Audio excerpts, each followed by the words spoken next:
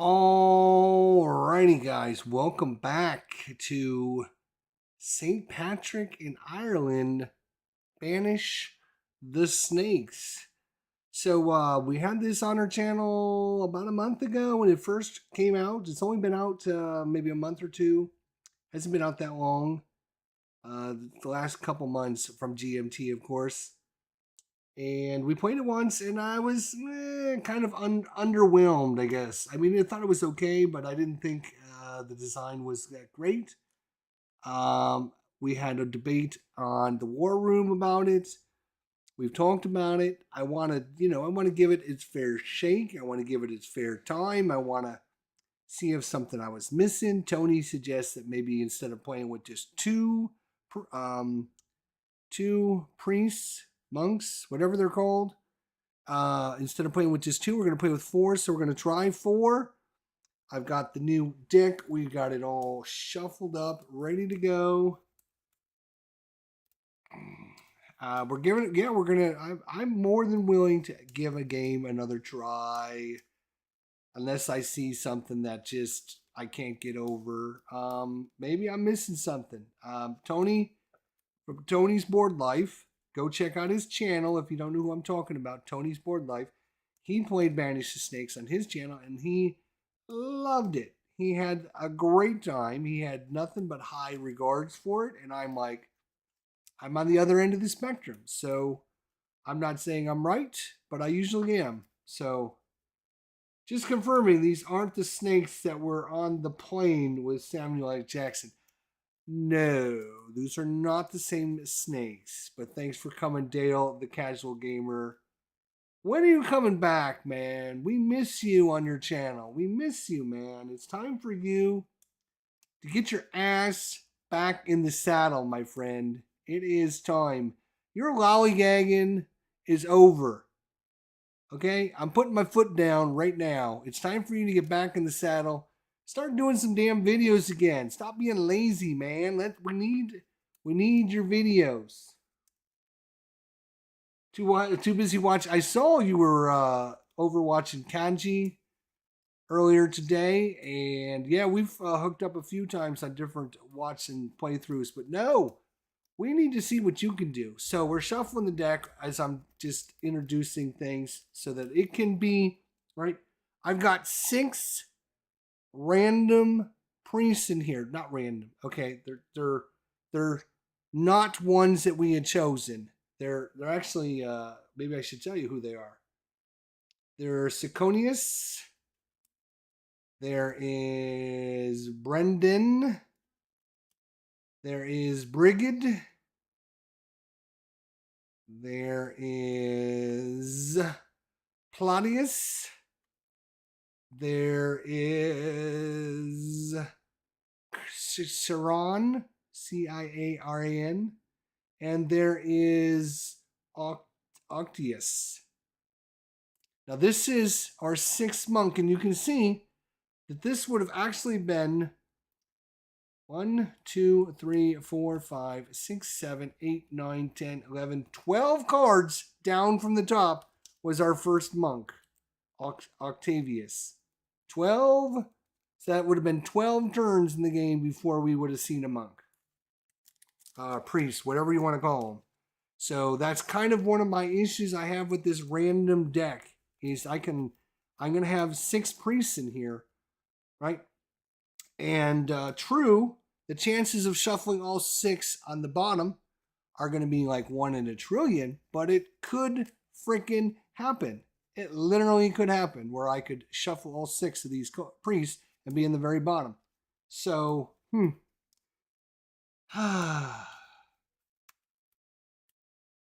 So anyways, I'm shuffling the deck again, and I'm going to randomly determine how many from the top is our first monk. No, no, no, no, no, no, no, no, no, no. Wow. Like, seriously, we just went through another group to get to our first monk, and it's 1, 2, 3, 4, 5, 6, 7, 8, 9, 10, 11, 12, 13, 14 cards from the top. 14 cards from the top. And if you don't believe me, I will show you the cards that I just drew in order. There's only 44 or 46 cards in this deck at start. There's only 44 to 46 cards, and you have 6 of them that are monks. So 6 goes into 46 how many times? 2, 3, 4, 5, 6, 7, 8, 9, 10, 11, 12, 13, 14, 15, 16, 17, 18, 19, 20, 3, 4, 5, 6, 7, 8, 9, 30, 1, 2, 3, 4, 5, 6, 7, 8, 9, 40, 41, 42, 43, 44 divided by 6 is 8. So on average, it's supposed to be 1 out of every 8 cards is supposed to be a monk. We've shuffled it twice now. First time it was 1 out of 12. Second time was 1 out of 14. So you can see the anomalies that you can get by having a random deck, which is one of my issues I have with the game. I still obviously have this issue with the game. Does it break the game? I don't know. We're going to try it. 1 out of every 7 or 8, says Meandering Mike. Right. 1 out of 7 to 8 is going to be on average, right? And now, again, I'm shuffling and I'm looking, and now I'm just going to cut, and we're going to go through it one more time. No. Yes. So that time it was 4. So it was only 4, and we got to our first priest, which happened to be Brigid. Now, I'll be in later. So you can see I guess my issue isn't the fact this is a solo game, right? This is a solo game. So the game is working against me, and this is the problem I have with this game, is that I can literally, by the way the deck is shuffled, I can have a much easier or a much tougher game based upon where the 6 random cards end up. If my 6 random cards end up in the very bottom of the deck, it's going to be very challenging for me. And while you might play it, your 6 might be all very high up in the deck, which means you'll get those cards very quickly. And you'll have those nice rounds where you don't need to worry about being attacked and moving all of the different pieces on the board, etc., etc., etc. Now I got to shuffle the deck again. You're right. I am. Braun, what's going on? Good to see you, my friend. So, does that break the game? It's a solo game, right? So I guess again, the game is designed to work against you as the player, right? It's supposed to do things. It's supposed to make it challenging and hard.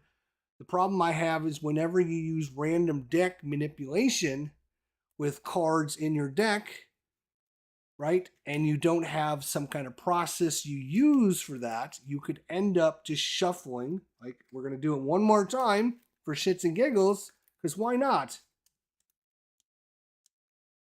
Right, so 1, no, 2, no, 3, yes. So this time, it was literally the 3rd card. So you can see the variability. We've been all the way from the 3rd card to the 14th card, and we've only done this 4 times. We've only made 4 different attempts. We've been 14, 12, 4, and 3 are where we ended up with. So you can see how just the randomness of this deck can make the game extremely hard or extremely easy for you. Because if I have to go through 14 freaking events before I get a priest, that's going to make the game extremely hard for me. If I only have to go through 3 and then I get a priest, that's going to make the game much easier for me.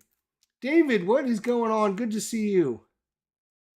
Take half the deck without the priests or monks, shuffle 3 in, and then make the bottom half. So that was my suggestion when I did my first playthrough of Banish the Snakes, was what you should do is you should cut this into, right? So what I should do is I should take out all 6. Oh, and look at this. Look at this. Look at this. You saw I was just randomly sitting here shuffling. Look at this.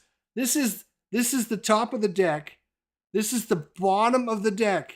Literally, the bottom of the deck has got 3 priests at the very bottom of the deck. 1, 2, 3. The last 4 cards, 3 of them are priests. So you can see how this, by just having randomness built into the deck, right? You can see how the game can become very easy or very challenging. So my suggestion was to take the deck and separate it into 6 piles, right? And then you take a priest and you put them into each pile, and then you shuffle that pile, and then you stack one pile on top of the other. Kind of like what coin does. That was my comparison in this game to coin. Coin learned through the years that you just can't have random deck set up because it'll make the game either too easy or too hard. You'll get these anomalies where you'll get 4 priests in a row, or you'll get a time where you won't see a priest for 20 cards, right? So you'll get those anomalies, just like when you go to a casino and you go to the roulette table and you look up at the little marker and it says black, black, black, black, black, black, black, black. And like the last 15 times have been black. And you're like, wait a minute. The last 15 times have been black. I'm putting all my money on red. It's due, right? And then black comes up again. You get these anomalies, right? You get these anomalies no matter what you're doing with your deck shuffling. So for the playthrough, 14 is the number to beat. Good luck. Blast Pop, what is going on? Good to see you, my friend. Where have you been hanging out? You've been hanging out with Daniel, the casual gamer, under a rock, I think. Good to see you guys. We're going to get playing because I'm done shuffling. I'm done giving my explanation. If you don't understand my explanation, it's too late. I'm going without it. Maybe at the end of the game or, halfway through the game, we will go through my explanation again. But let's go. I'm shuffling the deck. It is well shuffled again. And then I'm going to just randomly cut it. Boom. There it is. That is... God bless us. If we get screwed, God bless us. That's all I got to say. Playing devil's advocate, but that makes it have a lot of replayability. Sure. Yes. But it would do that, and even if you did, it would still have the replayability. That's not really what gives it the replayability. What gives it the replayability is the way that the board's set up, right? And how the cards come out. So just by randomly shuffling cards, yes, you're going to get that. But you're not going to get the variability on the difficultiness by just using the random deck. But I see what you're saying. All right. You just happen to be stickering the blocks. Well, good luck to you. Whew. All right, here we go. Here we go. We're in like Flynn. So we have, of course, because it's St. Patrick's Day, we got St. Patrick. He's the green player. Then we have the teal player, which is Iscrninus. And what I'm telling you is, I am serious. I am serious. I am serious. I am serious. That's what his name is, I think. It's close to it. But I am serious. Then we have Ibar, and then we have Monet. And I'm going to call her Monet because I think that sounds cooler than Moninne. Maybe it's Moninne. I don't know. We're going to call her Monet. So St. Patrick, we have Iscrninus. And I'm going to butcher his name on purpose because the last time I did a Banish the Snakes video, some jackass put down, we'll learn how to pronounce the names before you go and do a video on it. Really? Really? Are you serious? That's what you take out of my video? You're a jackass. You're dumb. I should ban you from watching my videos ever because that's not the point. I'm terrible with names. A lot of people are terrible with names. If that's what your hang-up is, go watch somebody else then, dude. Good Lord. All right, so we're taking 4 because Tony's been whining and crying for months. Play Banish the Snakes with 4 is going to make it much better. So we're going to try. We're going to listen to him. We're going to try. And when we still hate this game, It's not because it's going to be 4. All right, here we go. So we've randomly set this up. We randomly got our people. We randomly shuffled the deck. We forgot to put out one of our tokens here. So give me a second as I get out the token.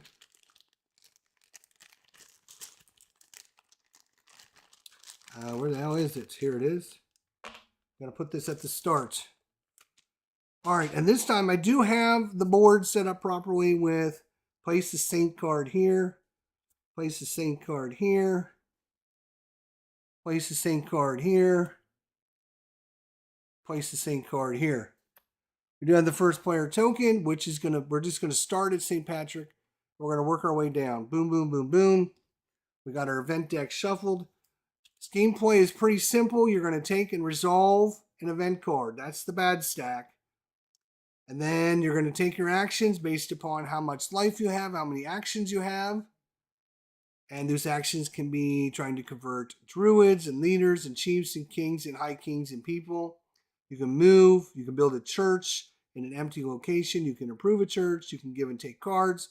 You can make a relic, and you can try your final effort. And then you pass the turn marker over, and we do it all over again. Pretty simple stuff. It is a bishop. It is absolutely a bishop. It is a chess piece bishop. All right, so here we go. St. Patrick on St. Patrick's Day. Let's try not to get him killed on the first try. Here we go. So we look at what they call the key card here. This key card will tell you which location or which color you should be reading. And this one is Arthur, King of the Brits. And it says to read the blue location, which happens to be this one here. So we're going to activate this event, which is the Eager Followers. Search for a saint as above, or search the discard pile for any card that can be saved, or draw a random gift of the spirit card. Keep that card. Oh, okay. So we could search for a saint as above. Search for a saint as above.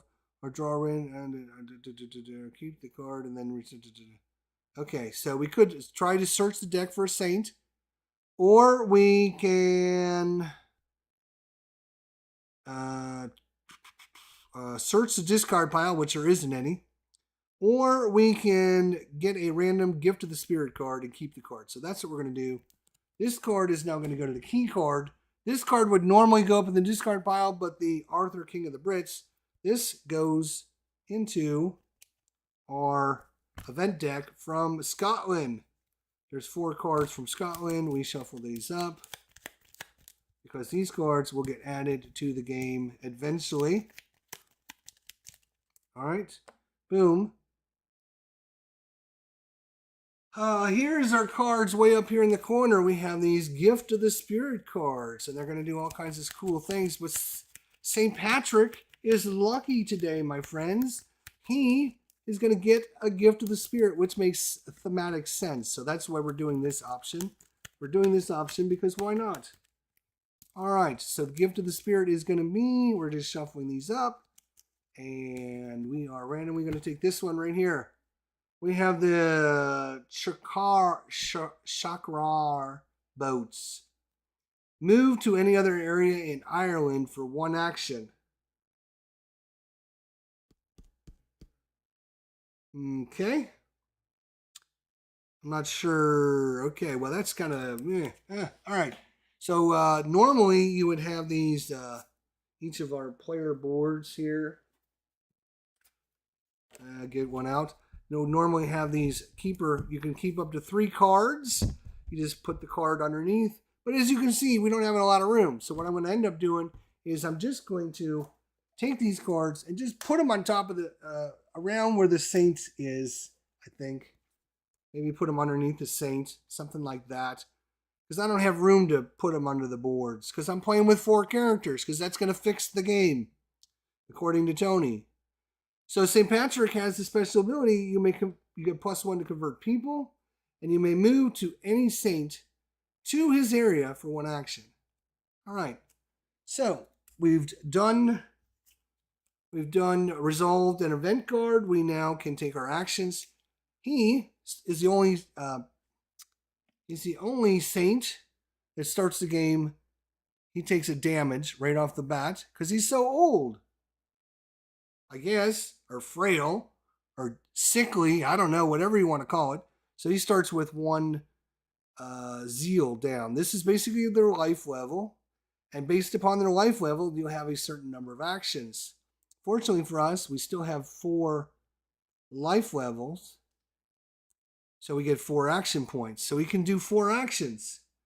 So the first action he's going to do, we got to get out our spare dice here. Let's get out our spare dice. So he's going to spend an action. This is our prepared. So whenever I prepare, I'm going to keep the number on there. So we have 4 actions. I'm going to spend an action. I'm going to prepare. I'm going to do that again, right? That's 2 prepares. Third action. So we don't know, but each location has these druids. Every location. You can't remove anybody until you remove a druid. So 2 actions to prepare, which is going to give him a +2 to his dice roll. The third action, he's going to try and, does he want?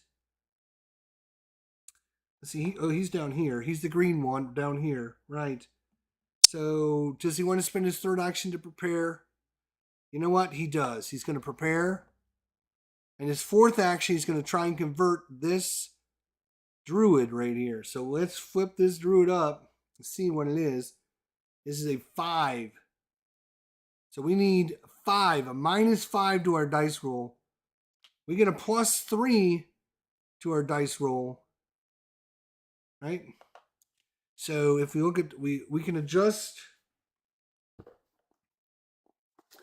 Again, I'm going to use one of these to kind of show you. So what we do on this is, anytime you take a minus, you slide this over. So -5, and then we actually get a +3, 1, 2, 3, and it'll show you what you need to roll or higher to be what you need.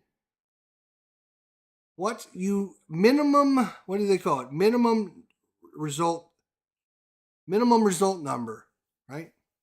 So -2, you need 2. -1, you need 1. -3, you need 3, basically. So whatever the number is, that's what you need to roll. If you roll equal to the number, so let's say we're at here, and we roll a 2, which is where we're at, and you tie, then nothing good happens, but nothing bad happens.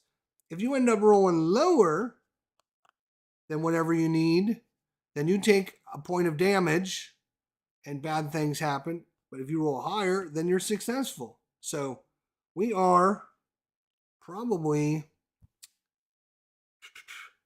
I'm going to use this board as a place marker, so I think you guys can see that, right? So we're at the -5. We spend 3 actions to prepare, so we get a -3 to that. 1, 2, 3. So we're at the 2 marker. So do we even roll this dice? If you guys watched our first playthrough, we rolled this dice probably 15 times. And of the 15 times we rolled this dice, it rolled a 1 like 12 of the 15 times. Like 12 of the 15 times we rolled a 1. So I think there's something broken with this dice. But to prove that there's nothing wrong, we're going to try this dice again until I can't stand it anymore. Here we go. If it rolls a 1 again, everyone knows a 1's coming. I know a 1 is coming. The world knows a 1 is coming. If it doesn't roll a 1 now, I'll be surprised. Oh, it's a 2. Okay, so we needed to roll a 2 or higher for a 2 for a tie. Again, when you tie, if it's equal to, no effect. So everything that we've done in the game so far has no effect. Nothing happens. We're done. The first player token moves. It is now Iscrninus. Iscrninus is coming up. Iscrninus. Iscrninus. Let's go with Iscrninus. He's got 4 life, so 4 actions, but before he gets to do anything,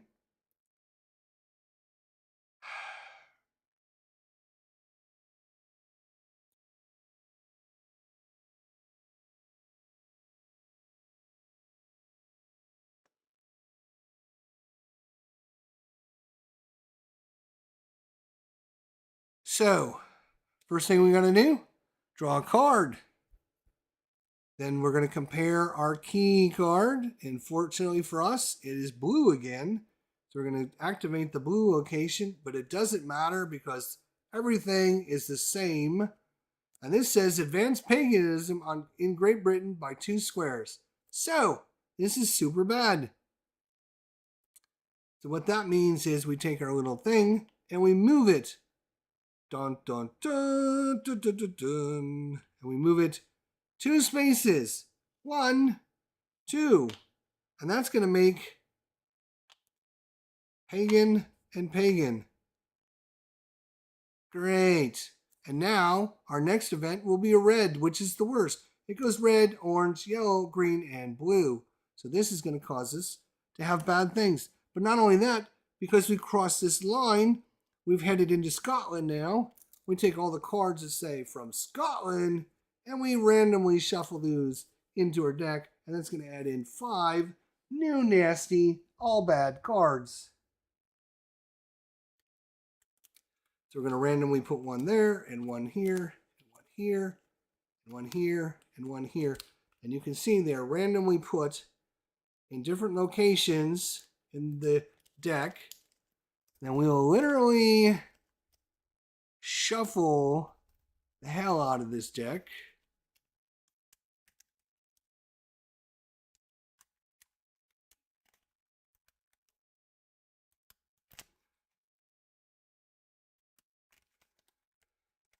There we go. All right. We have shuffled those cards into our deck.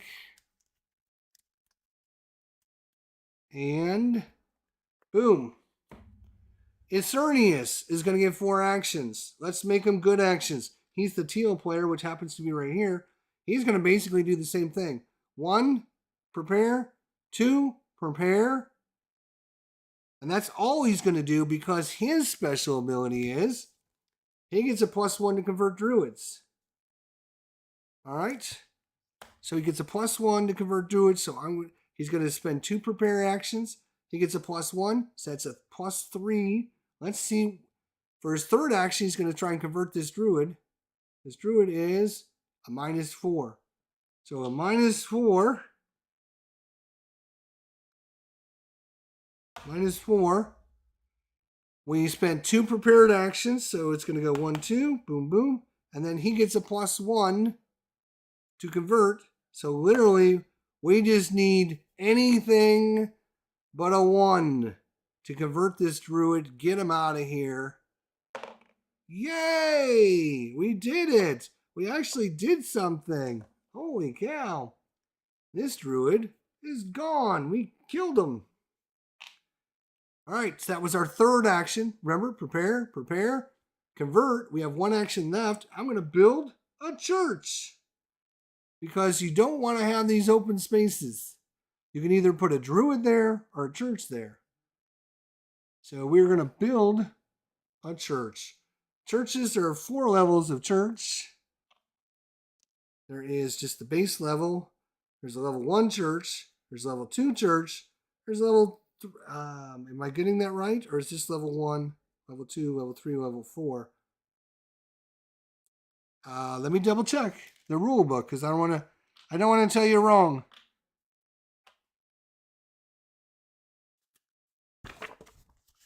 All right, I think.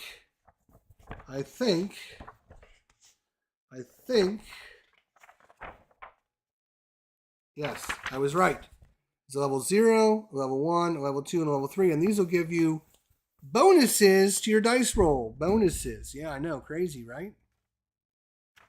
So level 0 doesn't give you a bonus. But I'm going to spend an action to build a church. Boom. So that is Iscrninus. And Inconceivable. He's done. We move on. Ibar is up. First thing first, we got to draw from the deck of evilness, and we're going to look at the red results. Boom, which doesn't matter because we have drawn after one, two. This is our third card. We have drawn our first priest. This is Sanctimonious, who is +1 to convert leaders. May flip any face-down druid in his area for 1 action. So what you do with these are same thing. These come into whoever just got them. And if this priest dies when he loses all of his life, instead of flipping his board over and getting Acolyte, we can replace him with any of his priests that he's our followers. These guys are following this guy. So Sanctimonious is following Iscrninus, Iscrninus, something like that. No, I'm sorry. That's wrong. It's Ibar. It's Ibar's turn. Ibar's the lucky man. Ibar has got a follower of Iscrninus. All right. He also has 4 life and 4 actions. He's the red player right here. He's going to basically do the same thing. First action, prepare. Second action, prepare. You got to get rid of these druids.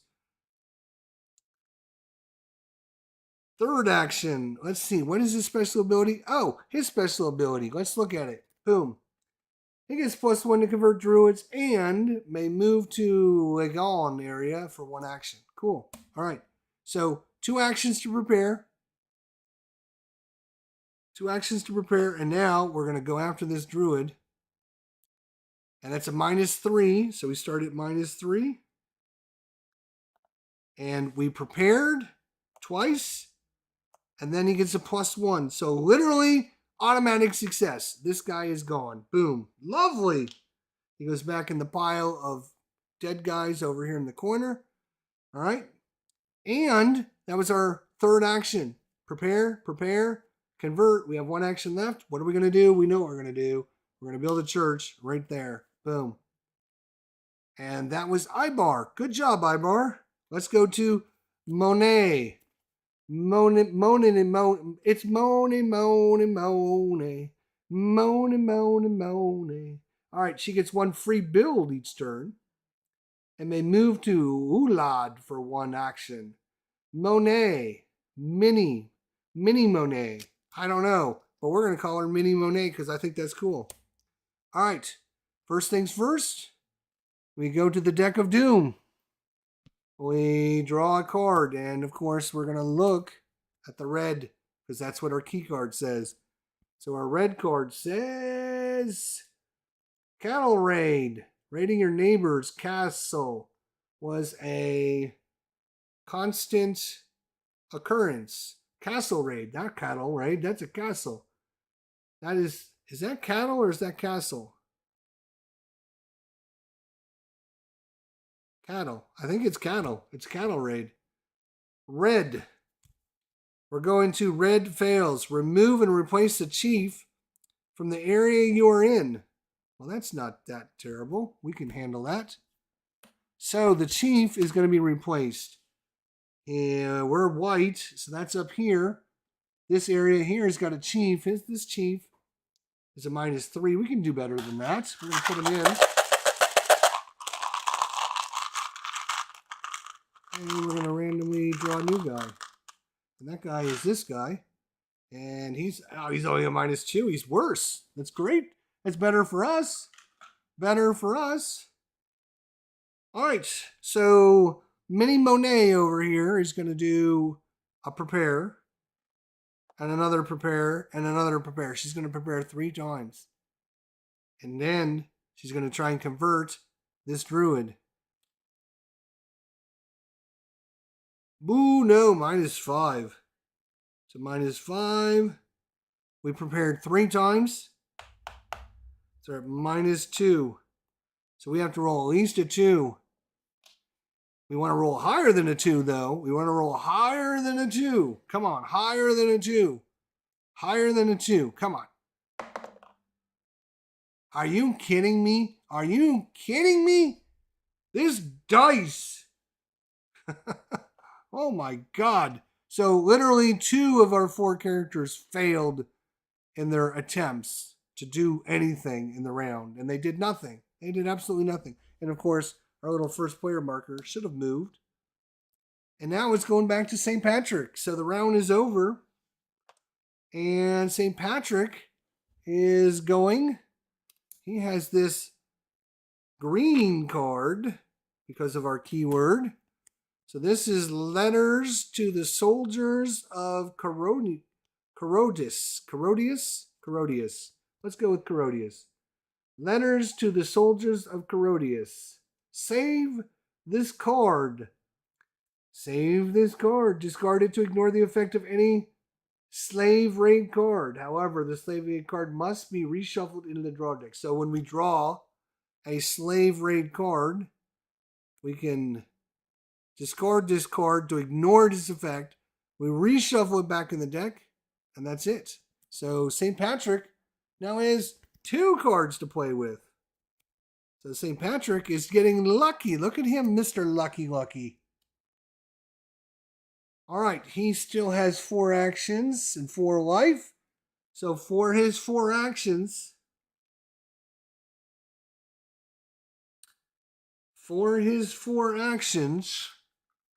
he knows he's going up against a -5 druid. It's pretty nasty, but there is -6 druids, so there's even worse druids. So what he's going to do is he cannot afford to fail again. So he's going to spend 3 actions to prepare. What's his special ability?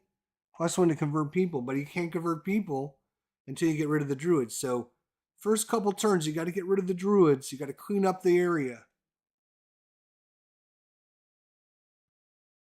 Crodius? I don't know.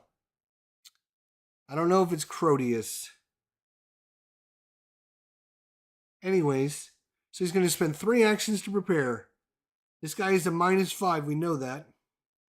3 actions to prepare. 1, 2, 3. So it's back down to -2. So again, all he has to do is roll a 3 or higher, and he will not fail. Do not fail again, St. Patrick. You would look very bad for St. Patrick's Day if you fail again. Yay! He did it! All right. Woohoo! So that goes back into the druid pile. Now he can...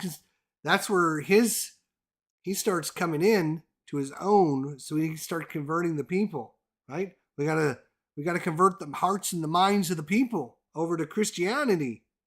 So good job. All right, so he's done. First player token moves. We're going to Iscrninus. And we get to do the green event, because that's what our key card says.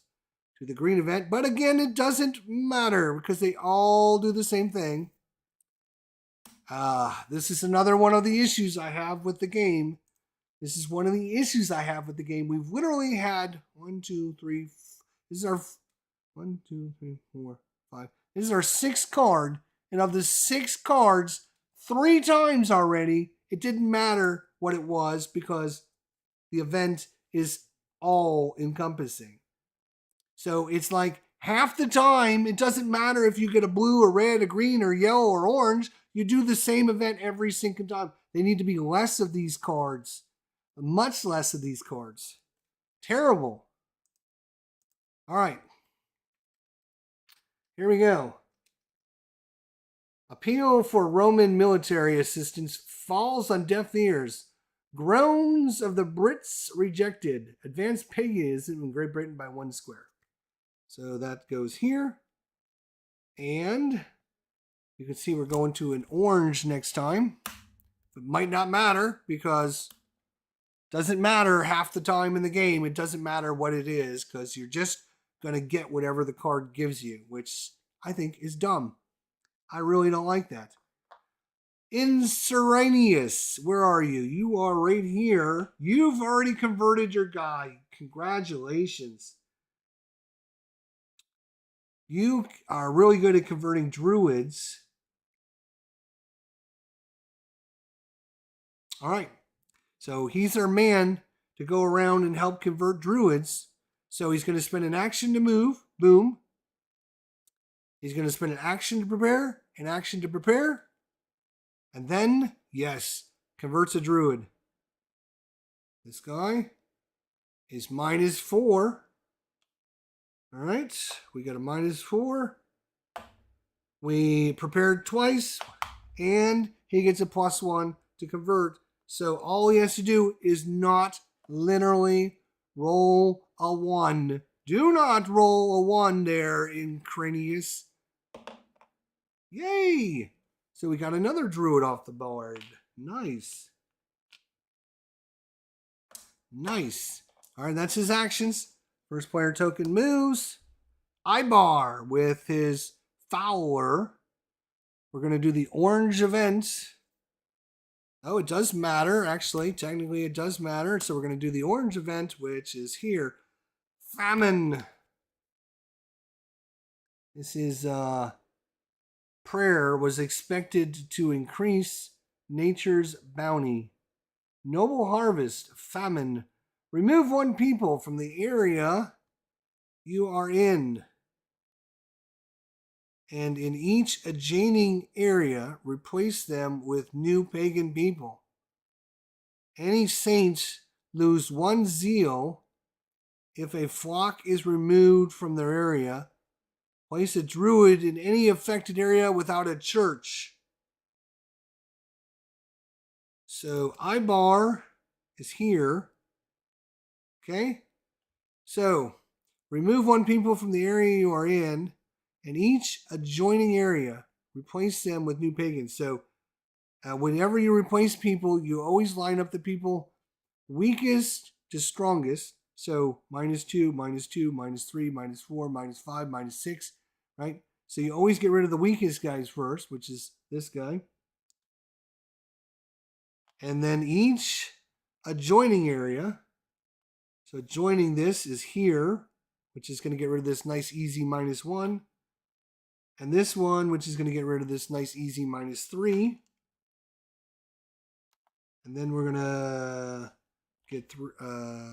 replace them with new pagan people, which is a -4 and a -2 and a -3. And any saints lose 1 zeal if a flock is removed from the area. So the only saint in the area was the Mr. Ibar, so he loses a zeal.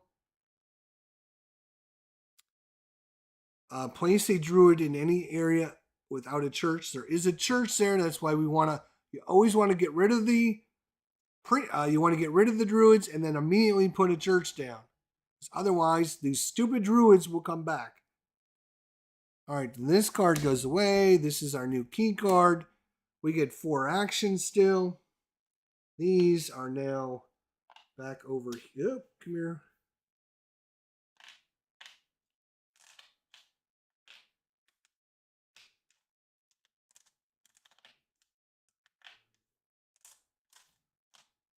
Shuffle these up. All right. So 4 actions. He's already converted this druid. He gets a +1 to converted druids.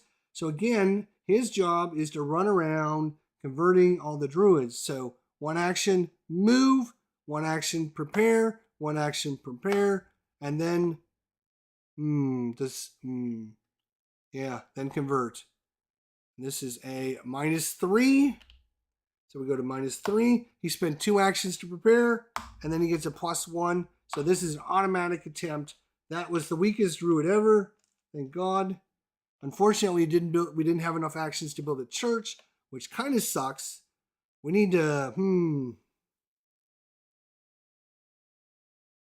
Okay. She gets a free build each turn, too. Right. All right. So it's Monet's turn. Moninne. And she's doing the green event. The green event says Banisters.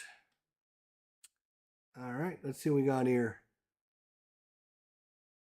The wailing of the banshee spirits could foretell impending doom. Banshees.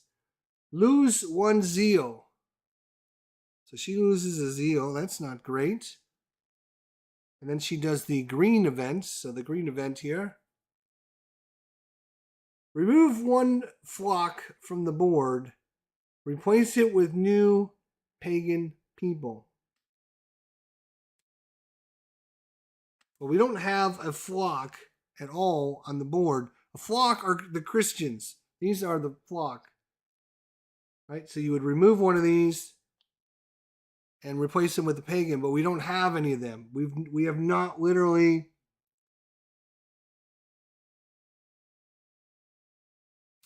so I guess we don't do that because there is no flock on the board. All right, she has, this goes here. We have 4 actions. Yay. So she's going to go 1, move, 2, move. She's going to spend her free build. Right? And then it's 3, move. So 1, 2, free to build. 3 to move. And then 4, she's going to build over here. Because we want to get those areas filled up with churches. Otherwise, those pesky little druids will come back. We do not need pesky little druids coming back, interfering with our plans. All right, so that is everyone. We go back to St. Patrick. We're going to do the green event. Again, it doesn't matter because this card literally doesn't matter. Disarray in the church in Great Britain. Pelagian heresy. Advanced paganism in Great Britain by 1 square. Which is boom. Which is super bad. Because we had a nice green event. Didn't matter. Didn't matter at all. We're going to get an orange event coming up. And now, because we've crossed this line, this is turned pagan. And all these cards that say Sathclyde. All these attacks from Sathclyde. There's 4 of them. And we're going to put 1 there. We're going to put 1 there. We're going to put 1 there. We're going to put 1 in there. And you can see we've randomly put them in the deck. And now we will randomly shuffle the fuck out of the deck because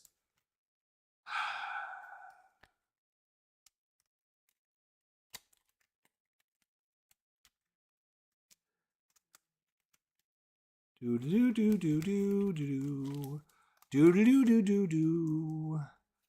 All right, St. Patrick didn't actually get a card. Don't forget, he's got that slave card. We haven't seen the slave cards, but that's what we're shuffling in. If you look at these cards, no, this is an invasion. Some of them will say slave card.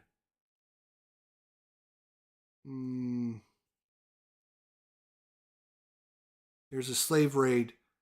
So remember, he's got that card to ignore the slave raid, which would be good. But we literally haven't done anything other than get rid of like 3 druids so far and build a couple churches. So, whew. All right, we're good. We're going to keep going. We're going to keep trying. You can see my frustration with the game, though, is that like literally like half the time you do things, it doesn't matter what the color is. Because you can get all excited, oh, we're going to do a green thing, and then you get screwed over because the game wants to screw you over. That's just random screwiness. All right, and then shuffle, cut. Somebody say when. I'm just gonna keep going until somebody says when. Somebody say when. Today, somebody say today. Oh my God, you guys are horrible. Let's try again. Somebody say when. Come on. When. Someone. There we go. Mark Farley said when. Good Lord. Take your time. I mean, good Lord. All right, here we go. So that was the event which caused this to go forward. He got 4 actions still. So he's really good at converting people. That's his special ability. +1 to convert people. So maybe we should try to convert some people over. The guy that's in his area, which is going to give us a minus, is only a -1. So, you know what he's going to do? He is literally going to spend his first action to convert this guy right here. So I'm going to put a die on the guy that we're trying to convert. He is a 1, which means literally if I put 1 prep into him, we can just instantly turn him. Is it worth it? I think it is. He's going to prepare, which is going to make it an automatic. Boom. So that's his second action. And this guy is now converted. Instead of a minus, he is a 0. Okay. So he doesn't give us a bonus, but he doesn't give us a penalty. So third action is going to be to convert this -2 guy. So he's a -2. Third action is going to be prepare. And then fourth action is going to be to convert this -2 guy. So all we have to do is not roll 1, and we can convert him. Yay! We have our first followers. It's taken us years and years, but we got our first followers. Wow. The road to conversion and spreading the road to heaven was difficult. That is why there are nearly countless martyrs. Why should your game be easy? True. How true is that? All right, that is St. Patrick. He is done. We're going to this guy, Iscrninus. And again, we're doing the orange event. Maybe. Does it matter? It does matter. Save this card. We're doing Poster Noster. Quils el en Calas. Sanctifior nomen tremon. Fascinating works. Save this card. Save this card. Discard it to reroll any die. Yes. Save this card and use it and tuck it in upside down under your playmat. Flip it to its right side up to reroll any die and then discard it. So you put it in, you activate it 1 time to reroll a die, you flip it over, and the second time you activate it to reroll a die, then you get rid of it. So it basically gives you 2 free rerolls. Who is this? Iscrninus. Congratulations, Iscrninus. You got a couple of free rerolls. All right, you're good at doing druids, so we should get you out there doing some druid stuff.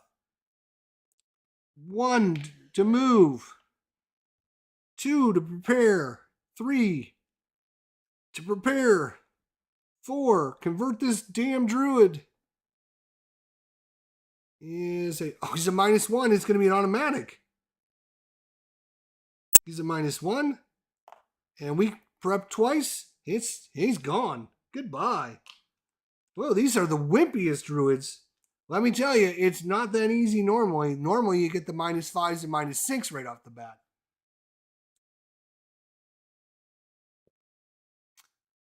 All right, that's his turn. We go on. Boom. Ibar. What are you going to do, Ibar? What are you going to do, Ibar? Ibar is going to do the orange event. Again, it doesn't matter at all. 0 matters. Nope, none whatsoever. It is the Western Empire falls. King Abner disposes the last emperor. The fall of Rome. Advanced paganism on the Great Britain by 1. So we go here. And with this card goes here. And oops, we should go to the white player's turn. Right? Is it? No, it's actually, it is Ibar's turn. Sorry. Ibar is our other druid hunter, so let's send him out. Where is the other druids, my friends? Way up there, huh?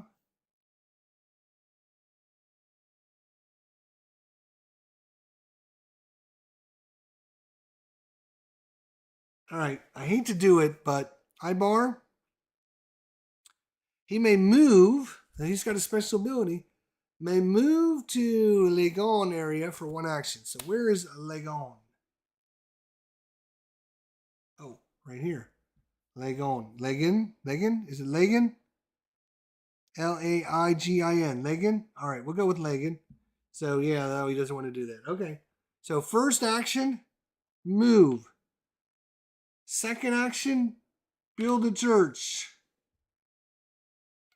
Third action, move. Fourth action, build a church. So we've got 1, 2, 3, 4, 5, 6 churches. We've got the whole southern area clear of druids. Now we can start converting people. We can start doing some stuff. And we can get our teal and red player. And they can get up there and finish up these last little druids. While white and green start converting people down here. We're doing good. All right, white is up. Boom. Oh my gosh. We got a major attack coming from Scotland. We're going to the red area. All right, the red area. This is Irish armies led by the High King are defeated in Western Ireland. Major attack from Scotland. Remove the High King. The High King is this guy here. He's gone. Boom. Out of there. Remove the High King. Now, remove the King of Connaught. Remove the King of Connaught. Oh, I wish I could not find this. I am so funny. Where in the hell is Connaught? Here it is. Now he was an easy guy. He's a -1. Damn, that's too bad. So we got to remove the King of Connaught. Remove from Unburun, which is here. What do we got to remove from there? And Brefni, Unburun and Brefni, the chief, and 2 people replaced with new pagan people and the church. Oh, you fucking kidding me? So Unbeknown, and all right. So here.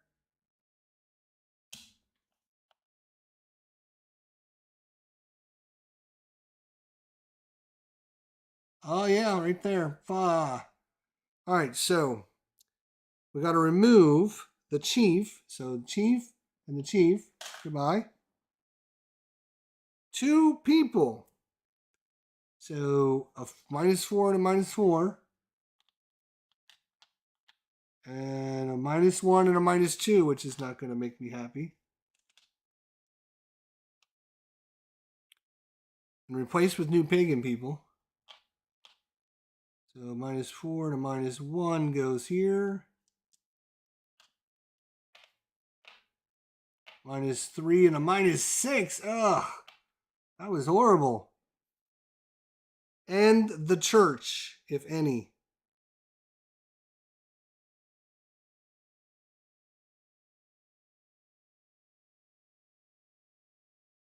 Oh, it's going to take both of our churches away from those areas. Well, that sucks. And any saints lose 1 zeal for each flock and church removed from their area. So the church was removed from here, but there was nobody. The church is removed from here. So that is going to be him. He's going to take a damage. So any saint loses 1 zeal for each flock and church removed.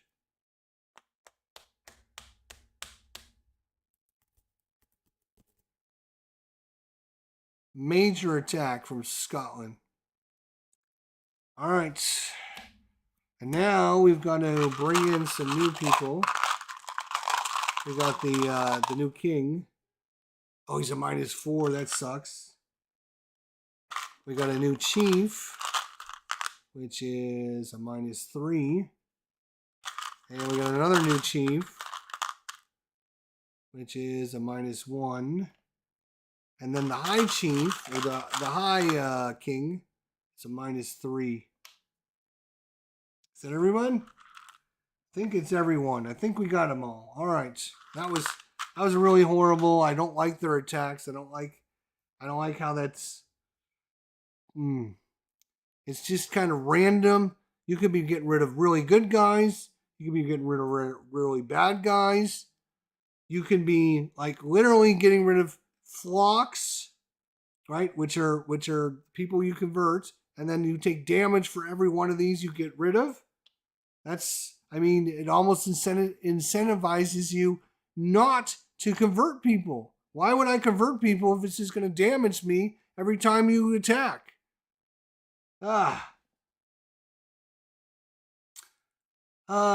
must endure the breviary eyed front of illuminated rulebook before starting your holy quest. Then you must face trials and tribulations that will test your soul.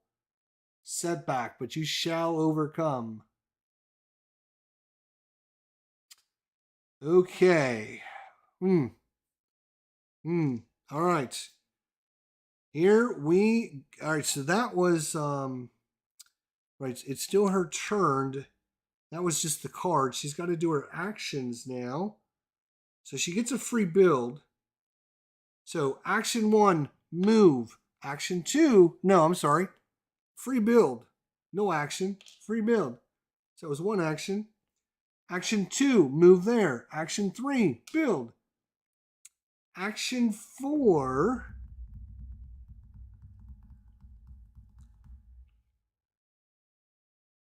she's gonna risk it. She's gonna risk it. She's already taken 1 point of damage.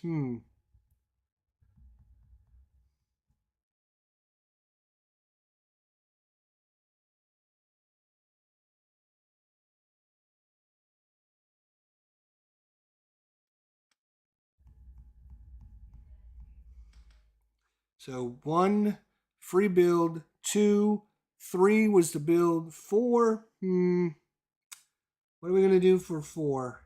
We could try and oh no, is that guy, yeah, the king?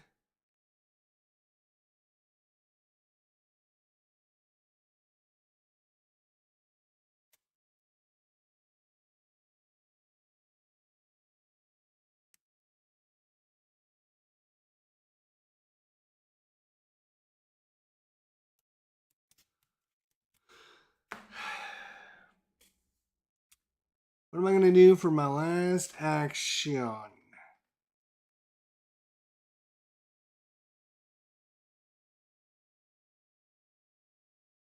Um,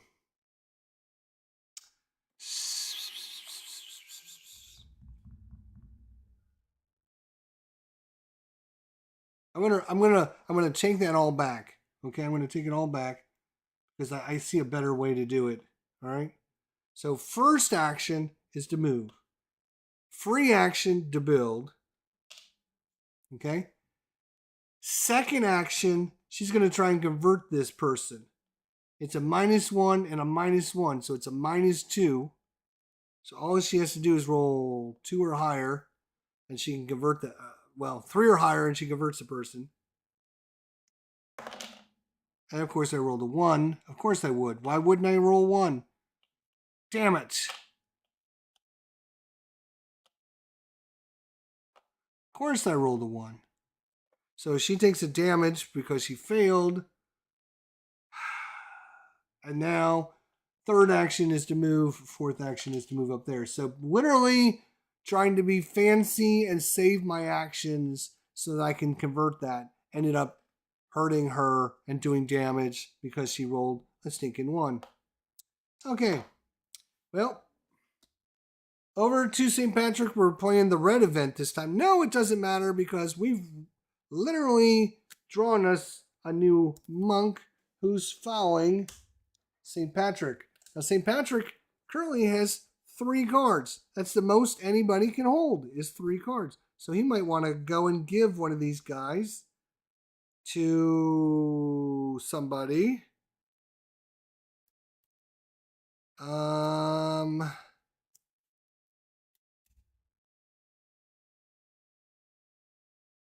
But he's got his four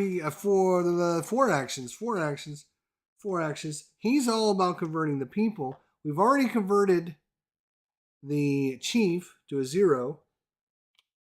The church is a 0. So what I'm going to do is, first action, he's going to build a church. And we're going to actually go to a level 1 church. So now, that gives us a +1 to our conversion attempts. So that was his first action. Second action,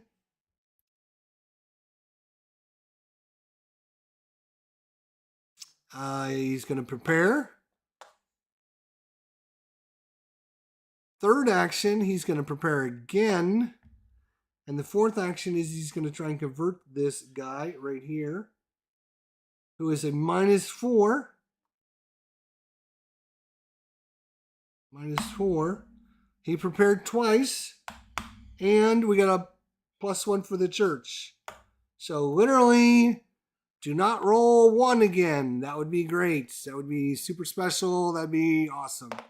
Yay! So we converted this guy to Christians. Yay! All right. St. Patrick is done. We go on to Incredius. He's got himself another follower. Claudius, the first Bishop of Ireland.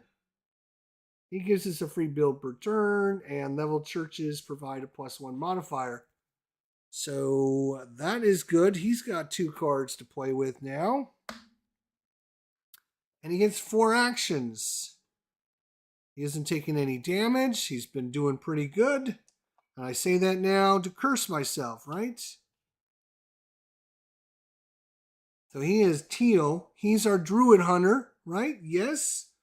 So action 1, move. Action 2, prepare.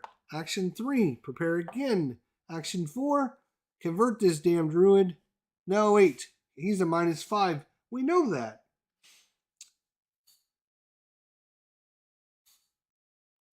Yeah, we're going to risk it. So he's a -5.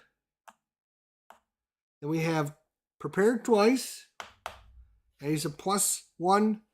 So he needs to get a 2 or higher. Needs a 2 or higher. 2 is a tie, so we really need a 3 or higher. Thank you, Lord. Druid gone. Another druid bites the dust. Yay, yay, yay. All right, moving on to Ibar here. Ibar. 4 hit points, still 4 actions. What are you going to do? We are going to go, and what are we going to do here? We're going to do the red event. Remove 1 people from North Unil. North Unil is up here. Remove 1 people from North Niall and replace with new pagan people. Well, there is no... Remove 1 people. Yeah, we got no people. So, sorry. I guess if we got no peoples, right? Am I right? What do we do if we got no peoples? I guess, would you replace, would you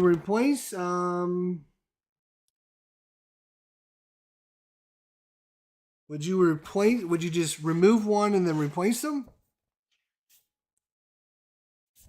Removing and replacing people. Blah, blah, blah, blah, blah, blah, blah.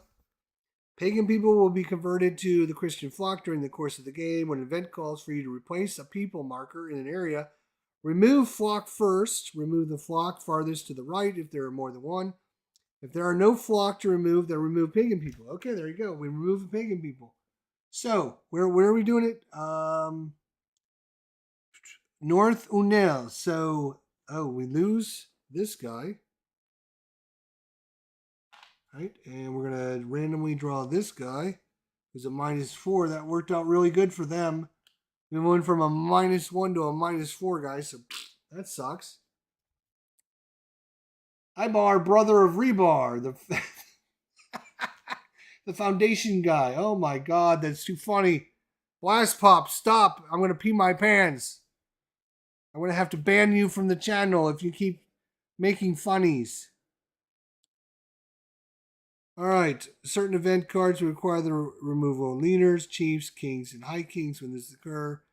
All removed leaders must be replaced according to the following sequence. First, remove all the leaders called for to be removed by the event card and set them aside. Then replace all missing chiefs at random by drawing a new leader for each area with a missing chief. Place the chief Christian side up if more than half of the people in the area are Christian flock. If there are more pagans in the area, or if they're equal, then replace them with the pagan chief. Right, so that's the advantage, is if you can get more than 50%. You can't have 50-50. It has to be more than 50 to be a flock. Then the chief, if he gets replaced, will come back as a Christian as opposed to coming back as a pagan. All right.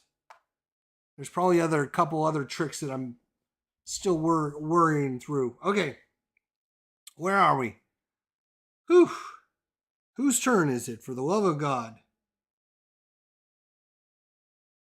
It is, right, it is Ibar's turn. Right. Right. He just drew the bishop, right? So it is his turn to act. He's our other druid hunter. He's going to go 1, prepare, and then convert. It's an automatic convert. Wow, that is so good.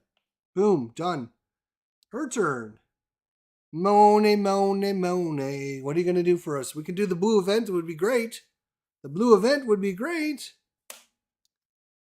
All right, what do we got here? We have the, what do we have? We have the son of the chieftain converts to Christianity. Beginius of Armagh converts. So we're doing the blue event.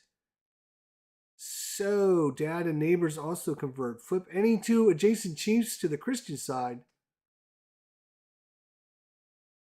Flip any 2 adjacent chiefs to their Christian side. What? Okay.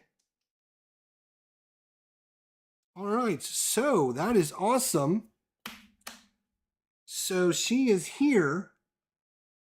So what do we get to, dad and neighbor also can flip. Flip any 2 adjacent chiefs to their Christian side. So not the guy that we're in, but 2 adjacent. Okay. So 2 adjacent. This guy's a -4. We'll flip him over.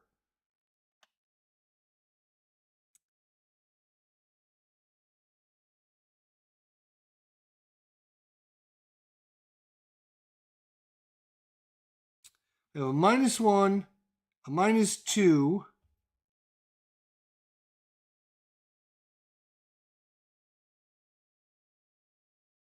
and a -2. But this has got the most amount of people in it, so probably should convert him. So we're going to convert him. Oh, he's a +2. Nice. So we should send her over there. Yes. Okay, so it's her turn. Yeah, this is going to work out pretty good. All right. So for her turn, she's going to 1 action to move there.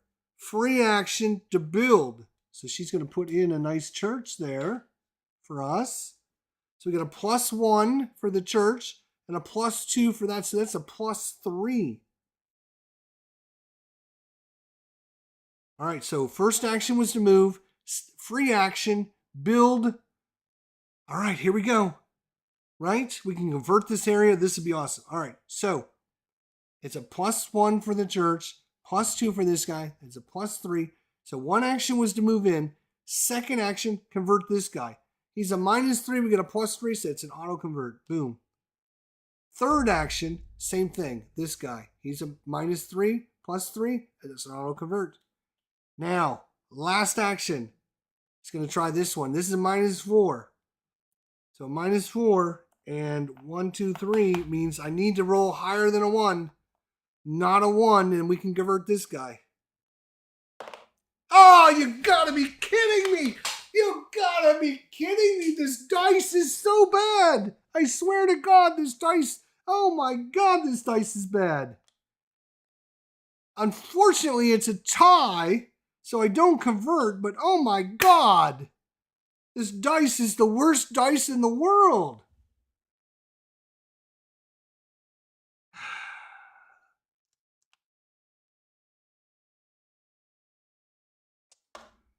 Son of a gun. Inconceivable. I know, right? I mean, literally, we've only had maybe 5 rolls that we needed to make so far. And like, there's been 2 2s that have failed. And now this is our second one that has failed. So of the 5 to 6 that we needed, 4 of the 6 have failed. Oh my God. It has rolled more 1s and 2s. I swear to God. It is... I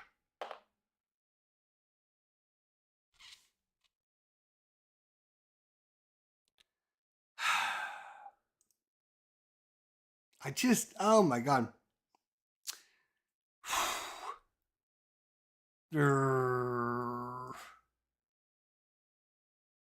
All right. So it's St. Patrick's turn.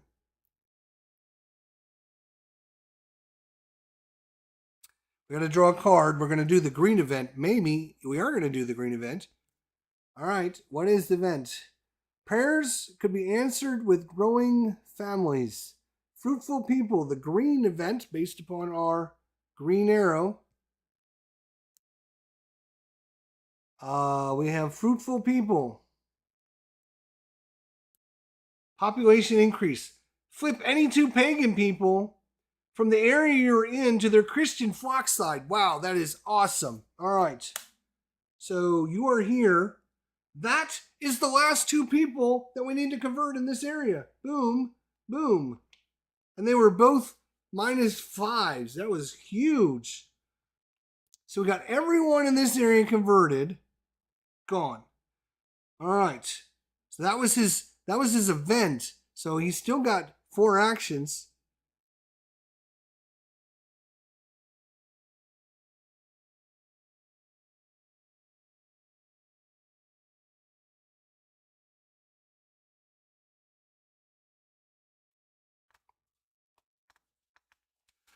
See, the High King is a -3, 5. So he is, he's all, his special ability, don't forget to convert the people, right?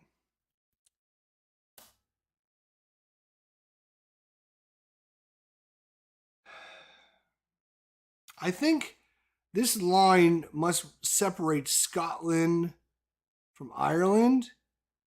I believe that's what that line represents, because I got a card here that says I can move to any area in Ireland for 1 action.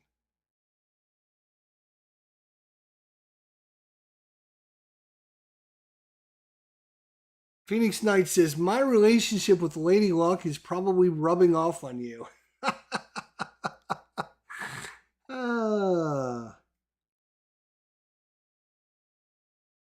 So,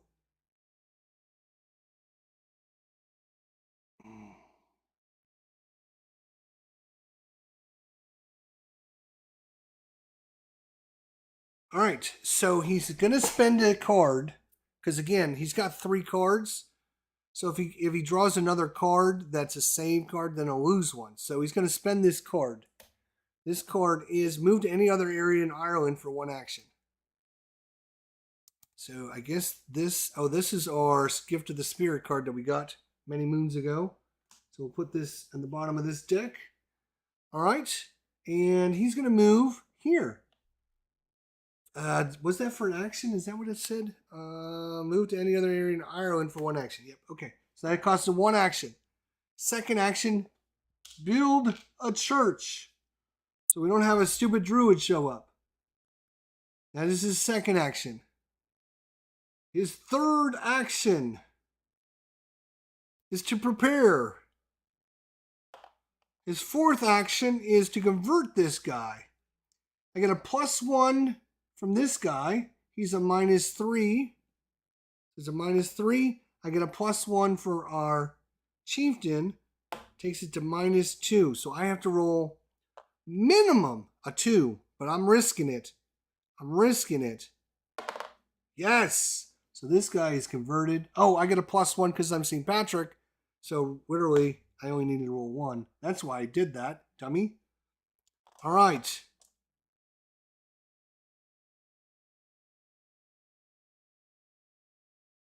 Phoenix Knight says it's usually terrible. My group and I just finished my Scarlet Knight campaign for Arkham Horror living card game tonight.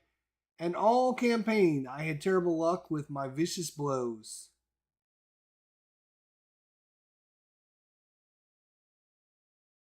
And the second, this guy still has 2 rerolls from that card. Yes, he does. Yep. All right. So that's it for St. Patrick. We are actually moving on to Iscrninus. Maybe we'll get lucky and we'll get a nice blue event. Let's see what happens here. We will get the blue event, actually. This is the people of God squabble amongst themselves. Discord among the saints. You and another saint in your area must lose one zeal. All right, there's nobody in his area. Well, wait a second. What is the definition of area? Is area the big colored areas, or is area the little...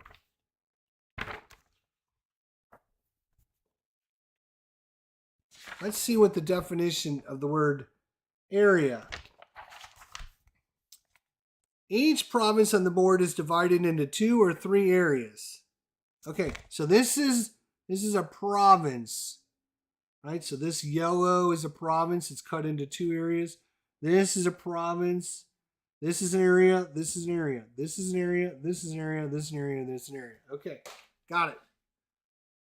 Our question is, or not our question, but our you and another saint in your area must lose one zeal. And then we go to the blue event, which is each other saint in the same area with you may go to another area. Their choice, at least one must leave. Each other saint in the same area with you might go to another area. I guess it's, they're fighting. The saints are fighting amongst themselves. So we're going to lose a zeal. There's nobody else in his areas. You can clearly see this area. There's nobody else.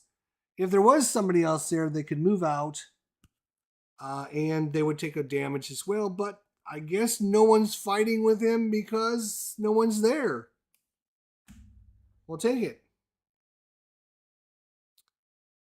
Each other saint in the same area with you may go to another area. Their choice, at least one may leave.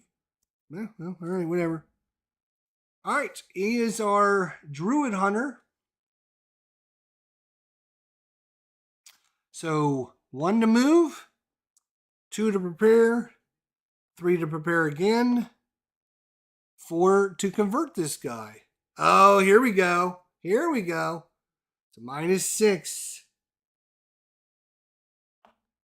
So we prep twice, and we get a +1 to convert. So we're at 3. So we need minimum 3. Minimum 3. Just for a tie. We need a 4, 5, or 6. Come on. Come on, Iscrninus. Come on now. Yes! Unbelievable. Lady Luck. Look at that. A -6 druid. Cha-ching. Woo. Make sure we don't draw that guy anymore. Woo, that was nasty. All right, moving on. It is Ibar's turn. We can do our green event, baby. That'd be nice. Nice green event. St. Patrick drives the snakes out. What? There are no snakes in Ireland to this day, but they did not represent druids. St. Patrick drives the snakes out. We're doing the green event. The green event says remove any druid in the area that your saint is in. Oh, there is no druid there. We've literally got rid of every druid though. So, well, that's not a good time for that to come out. But all right. So he is red. So he's got 4 actions.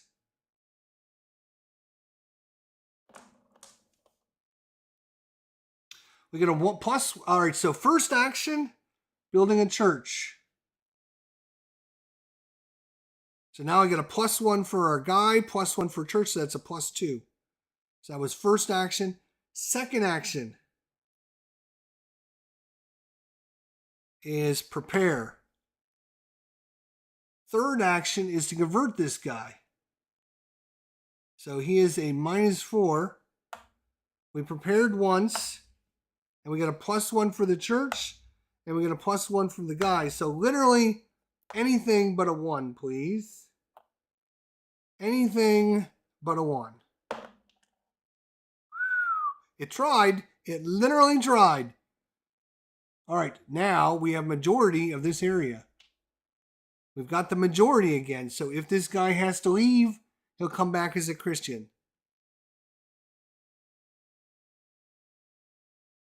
Jester may have some grumbles, but he's definitely enjoying himself much more this time.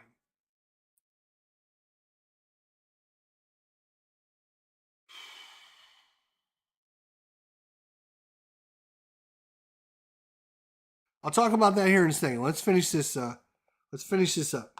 So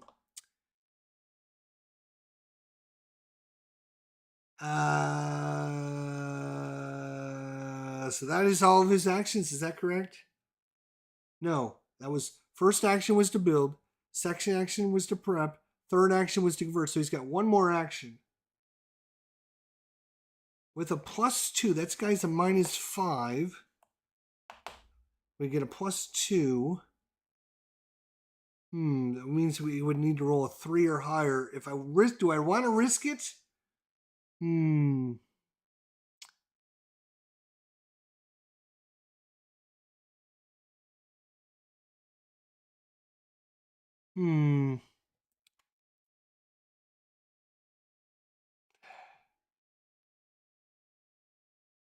No, you know what? For his last action, he's going to move.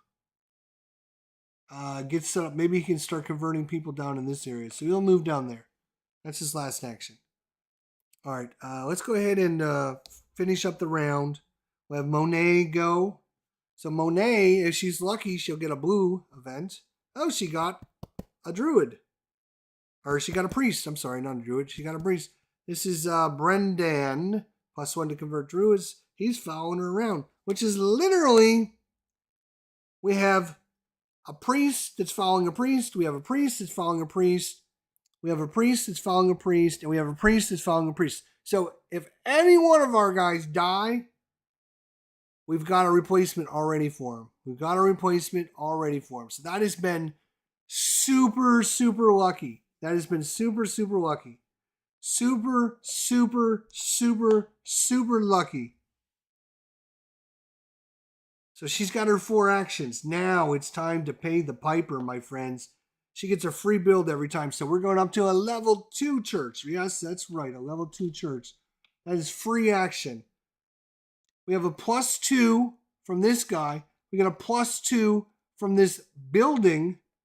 Right? So that's a +4. So first action, convert this guy. He's a 4. That's free. Boom, done. Second action is convert this guy who's a 5. Anything but a 1 converts her. Let's see. Is that true? 5. And then 1, 2, 3, 4. Yep. Anything but a 1 converts her. Nice. So that guy's converted for a second action. Third action, same thing. This guy's a -5. Anything but a 1. Third action. Got it. So we have converted everyone there to Christianity. We have 1 action left.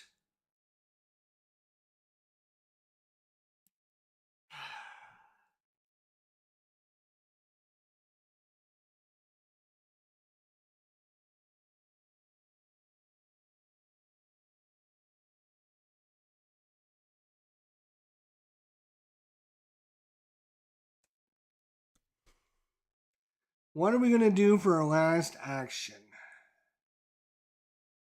Probably, I'm going to move her for the last action. She's going to move up here. Because then when she does her free build next time, she can build a church there for free. Okay? All right. So that's the end of the round. We'll move over here. So the question was brought up, and I want to kind of address it.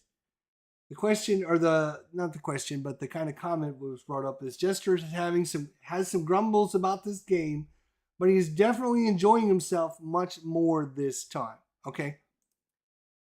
Here's what I will say about that is I am probably having a much better time this time with this game, but I still have the same issues with this game because the same problems still exist in the game where you literally, like, the last 5 to 6 cards we've had have been like a couple priests have come out. We've had some green and blue events. We've had fruitful people. We've had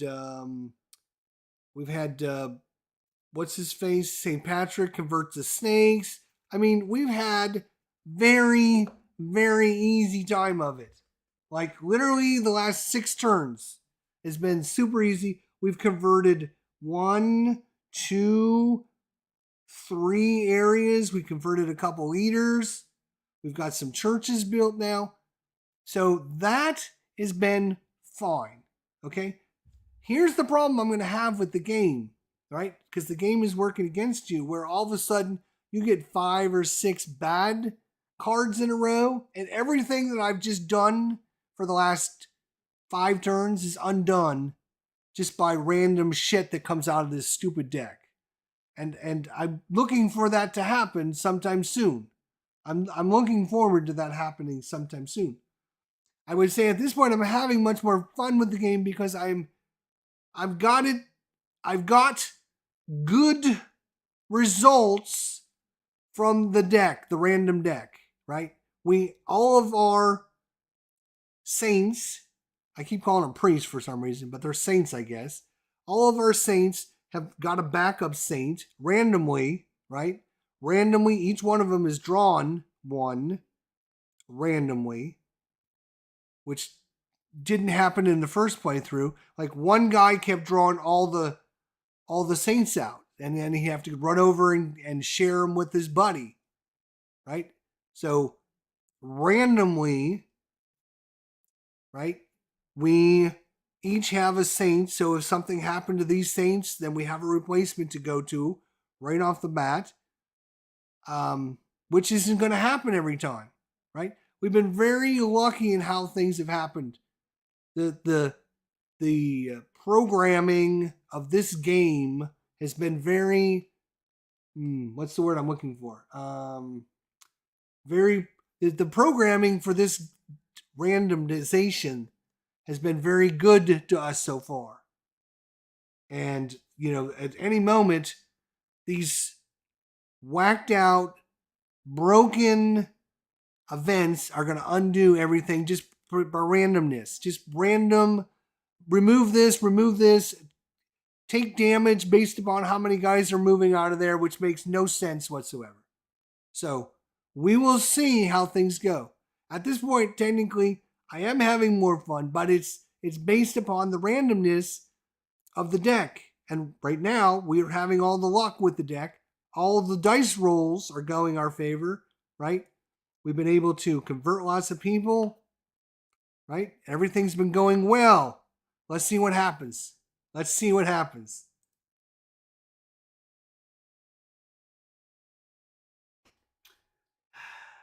Definitely let's.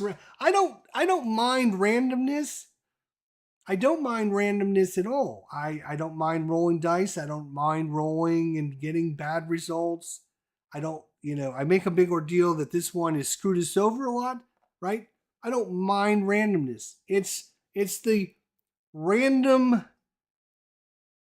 events that are broken that'll undo what you have to work at building things, you have to work at converting things, and then the game randomly just says remove these guys, remove these guys, remove these guys, and change the king out for whatever reason, right? Well, maybe it happened historically, but it doesn't make sense in my game that I'm playing, that I'm just randomly, and that can be a good thing or it can be a bad thing. Like right now, our high king is a -3. We could replace that guy with a -1, or we can replace him with a -5. So replacing them randomly, it might be good or it might be bad, but it's just random.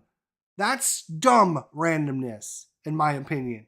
That's dumb randomness. So what the game should do, right, if it was designed correctly, is when you flip up the card and you read the red event or the orange event, and it should say, if the king is a -2, replace him with a -3.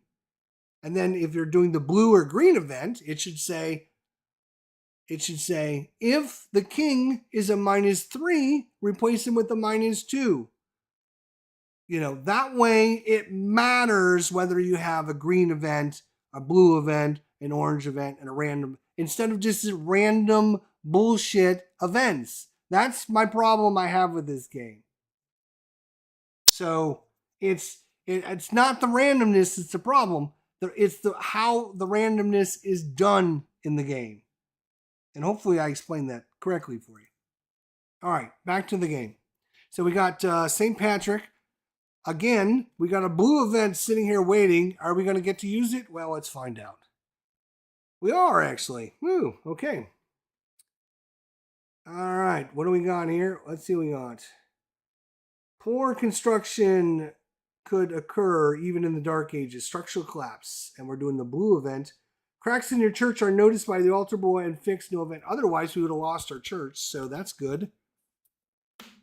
So our altar boy finds the cracks. We fix the church. Otherwise, our level 2 church would have been blown up for just random event. So that, for me, this is done well. This event is done the way it should be done, right? You have, if you got a good result, then, it's going to nullify the bad result, right? And the bad result is, wait a minute, let's see what it says. If there is a church in your area you're in, remove it. You and another saint in your area lose 1 zeal. Right? If you use a yellow or a red event, then select one church in your map and remove it. Any saints lose a zeal if a church is removed from the area. So this, in my opinion, is the way you have to do the events, and that is correct. That's the way it should be. That's the way the game should work against you, right? It should be fair and equal. If you got a blue or a green event, then maybe you'll get something good. If you got a yellow or orange, then maybe you'll get something bad. It shouldn't just randomly say, take a church from your area and remove it for no fucking reason. It should be a reason for that. Or it should be mitigated by having good decisions. All right, what are we doing? St. Patrick, right? What are you doing? Still got 4 actions? Good. Where are you? You're way up here. We got one more guy to convert. I got a +2. So what I'm going to do is 1 action. I'm going to prep. He's a -5. I'm going to 1 action to prep. Boom. I get 1 for the church. Boom. And I get 1 for the leader. Boom. So all I have to do is roll a 2 or higher. We're going to risk it. Come on. Oh, he gets a +1 because that's what he does. That's why. So all I have to do is not roll a 1 again. Got him. Nice. So those guys are all converted. All right. That was first action was to convert. Second action, move. Third action, build. Fourth action. Ooh, those guys are going to be a beast. -5, -5, and a -6, and a -2 leader. That's going to be a problem. We're going to have to get her to build a church there, so that St. Patrick can then build another church, and then we'll have a chance at converting some of these guys. Ooh, it's going to be rough. That's going to be a rough area. That is going to be a rough area. Okay. Next, Iscrninus. We're doing the orange event, maybe. Yes, we are. Oh, slave raid.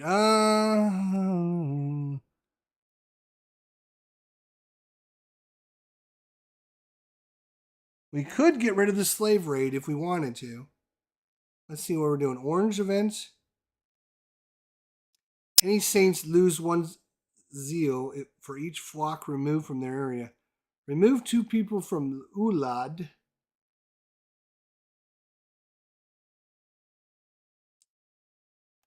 Is that this one? It is. So remove 2 people from Ulad and 1 from Irgilia, which is this area. Replace with new pagan people. So again, this is not how to do things correctly, right? This is the wrong way to just randomly say, take this guy, and take these guys out.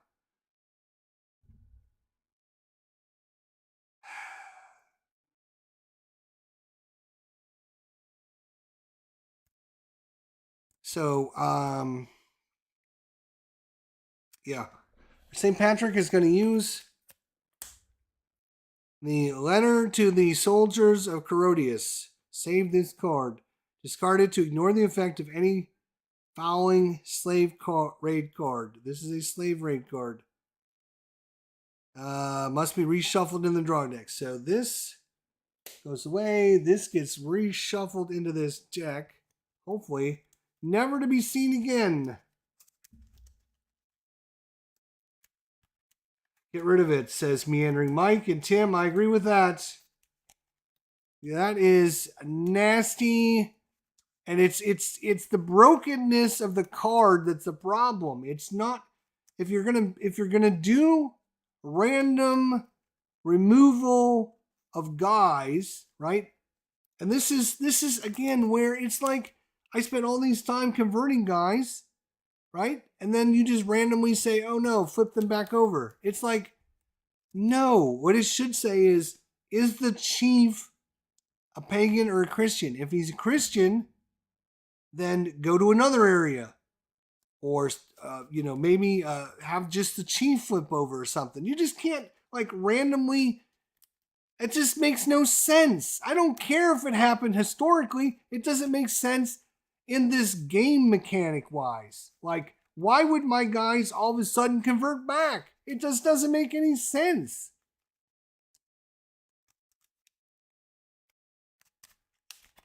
All right, cut. Here we go. So I think we don't have to draw another event because we did the event. We got rid of it. Boom, we're done. He's going to get 4. He's going to do 4. First, does he want to build a church there? Does he want to build a church there to make sure a druid doesn't show up? Probably. First action, build a church. Second action, prep. Third action, prep. So he's prepped twice. Fourth action, ooh, this is going to be rough. He's going to try and convert this guy. So the leader there is a -3, and the king is a -2, so it's a -5. I've prepped twice. 1, 2. So I need a 3. I need a minimum of 3. I'm going to risk it though. Because if we can get this chief converted, that could be huge in trying to get the rest of these people converted. We need a minimum of 3. We need a 4, 5, or 6. We got a 50-50 shot. Oh my God, unbelievable. We got him. So he goes from a -3 to a +0. Okay, all right. It's all right. We'll take it. It wasn't a failure. That's the most important thing. All right, moving on. Boom. Ibar. Where are you? You're over here. He's in a new area. Okay. We're going to do maybe the orange event. Yes, we are. The pagan religion attempts to respond to the Christian threat. Druid ceremony. We're doing the orange event. Place a face-down druid in up to 2 areas with no druid. Or church, your choice if optional. Place a face-down druid in up to 2 areas with no druid or church. Well, that's why you always build your churches, boys and girls. That is why you always build your churches. Let the lesson be known. We have no areas without a church or a druid. Otherwise, we would have just got 2 more druids. So that is a null event because I'm smarter than the game. Let's see what we're going to do here now. Wow, this is going to be brutal. It's a -4 king and a -3. So trying to convert that guy is going to be a -7.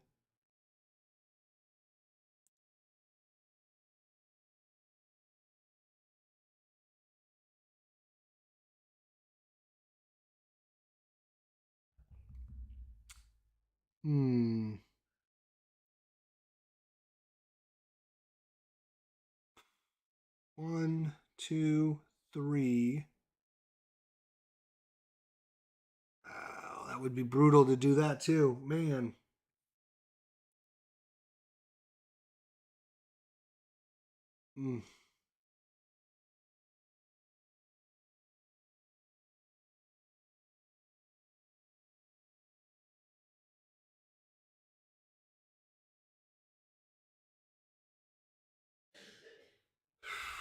All right, we're going to try it. Do we?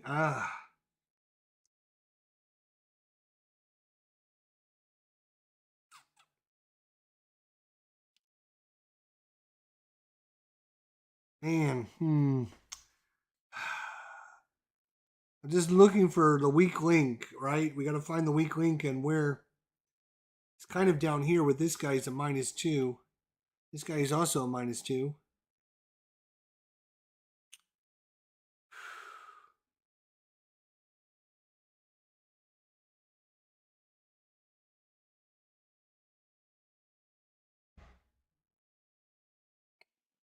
Are you going to go? I think the High King actually.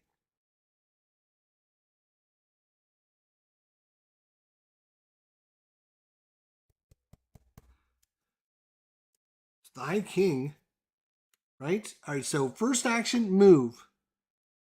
Second action is prep. Third action is prep. And I'm going to go after the High King, who's a -3. But I got a church for a 2. And I prep for 2. So that means the High King is just auto-converted. So the High King now is going to give us, oh my God, a +4 to convert all the other kings? Are you kidding me? Wow. Holy crap. That High King really converted to Christianity. Holy Moses. He really, good Lord, he's sleeping on some Bibles or something. Woo. Wow, that is crazy. All right, it's time for Money, Money, Monet. Here we go. Money, Money, Monet. Invasion. Another fucking invasion. These are the worst cards in the game. And we're doing the yellow events. Remove from South Unel. South Unel, which is right here where we just, all right, so we remove the chief. which is literally a Christian. Okay.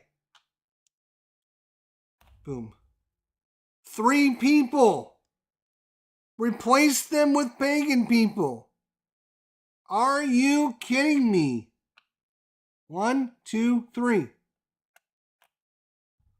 And the church, our level 2 church, are 3 people and our leader and a relic, if any.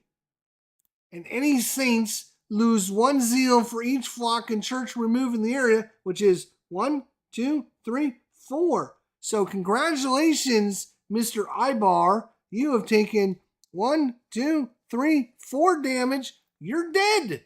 Way to go. All right. Gone. Woohoo.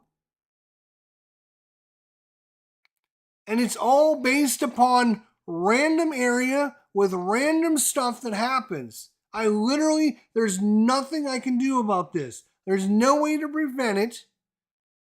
All you can do is select the different location based upon where this random card is pointing.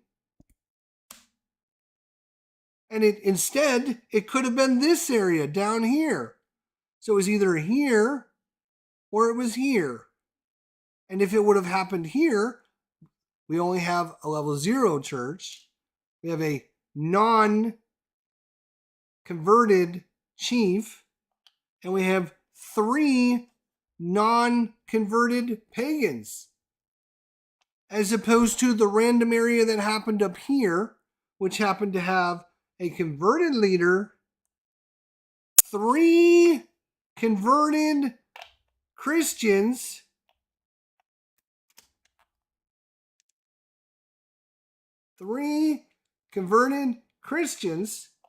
and a level 2 church. So can someone explain to me how this randomness is fair and equal in any way? There is no way anyone can explain to me how this is random is not bullshit. It is absolutely random bullshit. I could have randomly selected a location that literally did nothing to me, or a random location that completely wipes out everything I had. And you're telling me that this is fun for the game? Wow, that is crazy. Absolutely insane. Absolutely insane. This is why I said I don't mind randomness. I really don't mind randomness. But you can't just have the game randomly determine locations that are going to have random things happen. Because you're going to have one situation where this is the perfect example. Like literally everything that we've done has been wiped out in that one area by this one random card, when it could have ended up going to a location that it didn't matter one bit. Not one fucking bit. That means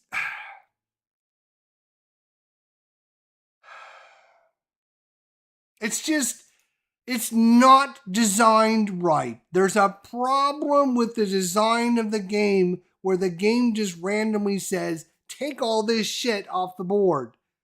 Just randomly take the shit off the board. And it could end up being in an area that you've spent all this time converting and all this time to building up your churches, and you could actually have one of your dudes standing in there that's going to get killed by this random event, or you can literally have it go to an area that's not going to do a goddamn thing. And that is not the game working against me. That's just random bullshit is what it is, right? That's random bullshit. You need to have on your cards stipulations for things to make it equal and fair. It's not equal and fair. It's this card worked against me, right? Specifically against me and what I've done. You could have played the game and you could have done completely different things. And in your area, Laigin, Laigin, right? You could have converted everything and done all the upgrades and build everything. Hey. I'm not going to do that on camera. Oh, you want to kiss me? No. Oh. Oh, she won't come and kiss me goodnight.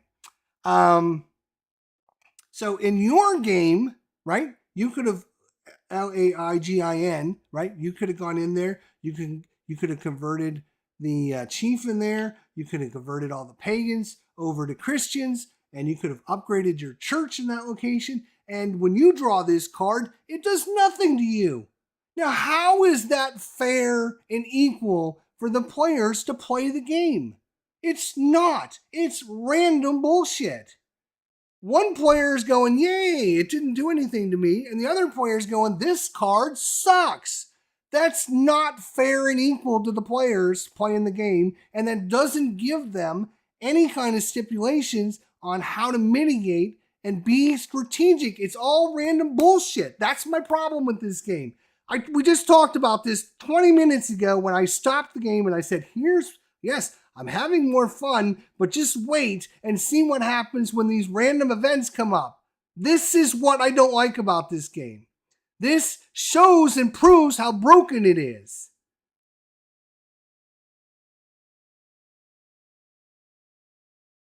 It is absolutely not done correctly. There should be mitigating circumstances to determine fairly what happens. So what should happen is it should say on the card, look at area South New Nell and location Lagon, right? Look at those two areas and compare them. Wherever you've converted the most Christians, take those, take 2 or 3 Christians away. And if you've converted the chief, convert him as well. So it's equal and fair to both players. It's not equal and fair, and it's random what happens. Your game is randomly done. You're randomly moving around. You're randomly converting people. You're randomly just moving to different locations. You have no sense in where you're going to go and what the cards can do against you because they're all random bullshit.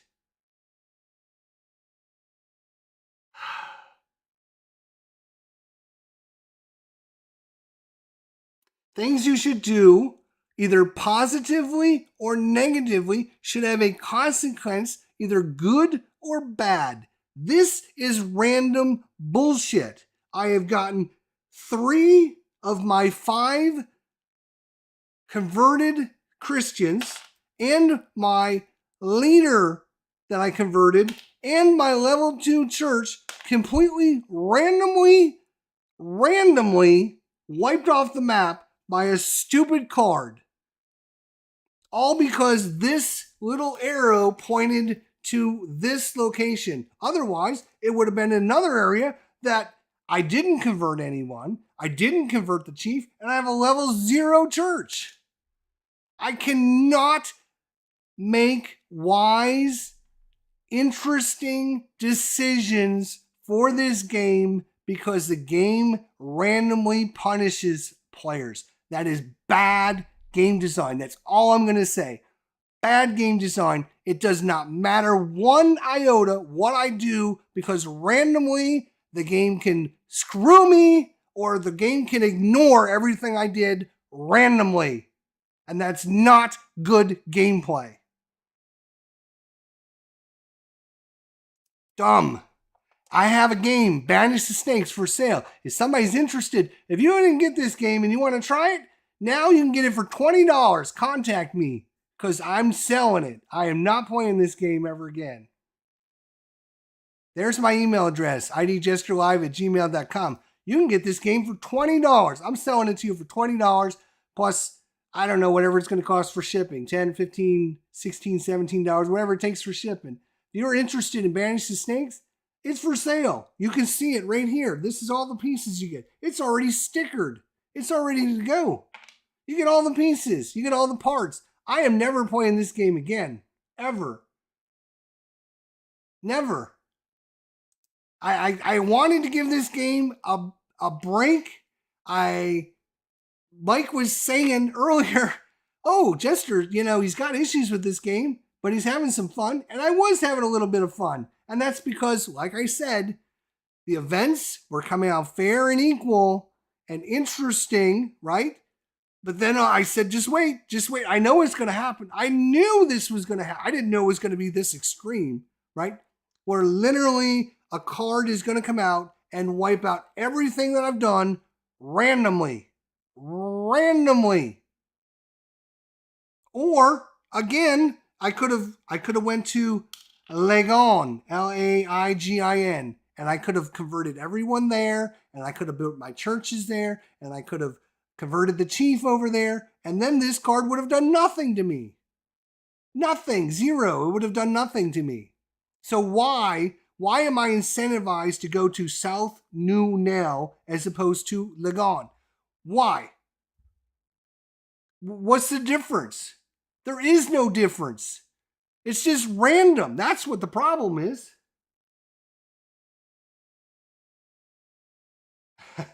General Chaos, what is going on?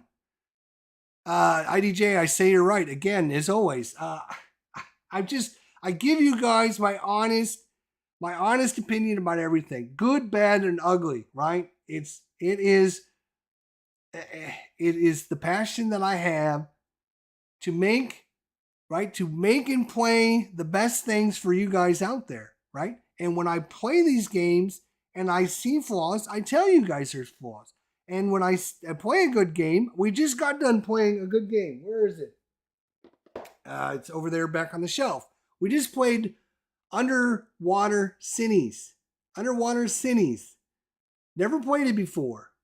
Got it with the expansion. We just got done playing it. It is a super good game with super good decisions to make. The game also works against you, but fairly and equally. It's not just random bullshit. This is, like I said, I don't mind randomness. I don't mind, but you have to give the players, you have to give them avenues to make decisions that are correct. Like literally my decision earlier, right? Let's look at the map, right? So my decision earlier should have been, do I go and build in Laigin or do I go and build in South New Nell, right? And I'm going to go and convert everyone in here, and I'm going to convert them all, and I'm going to convert the leader, and I'm going to have everyone, I'm going to build a nice level 2 church over here, or I could have done all this stuff down here, right? So it's my decision on where I'm going, but it doesn't matter because it's all random whether it's going to be this card's top or this card's bottom based upon the card that was previously pointing at it. That's going to tell me whether I'm screwed or not. So there's no direction for the player to make wise decisions. I'm just randomly, I'll go here. And I just hope the game doesn't screw me. And the game screwed me. Just wipes the board for no reason. You're absolutely right. It's just ridiculous. Bad game design. We talked about good game design and good cards. This is the worst card you could have made.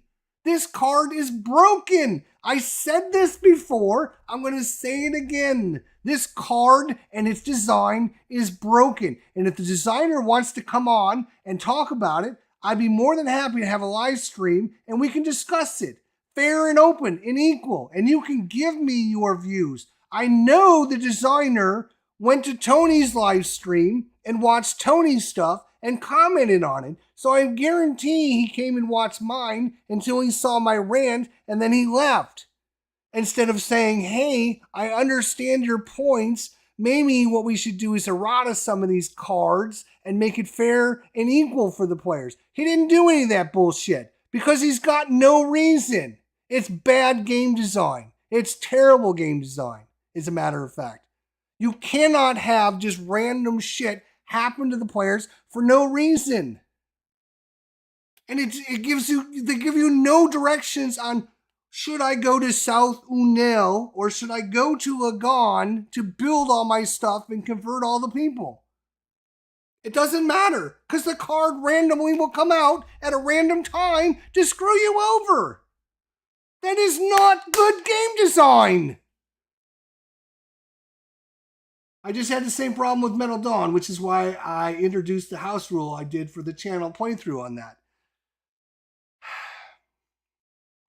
It is, and I get worked up over this because I do care. I want this game to be good. I spent a lot of money on this game. I P500 the game. It is a nice, good Euro type war game that I think would bring some war gamers, some Euro gamers over to wargaming, some war gamers over to Euro gaming, kind of crossover game.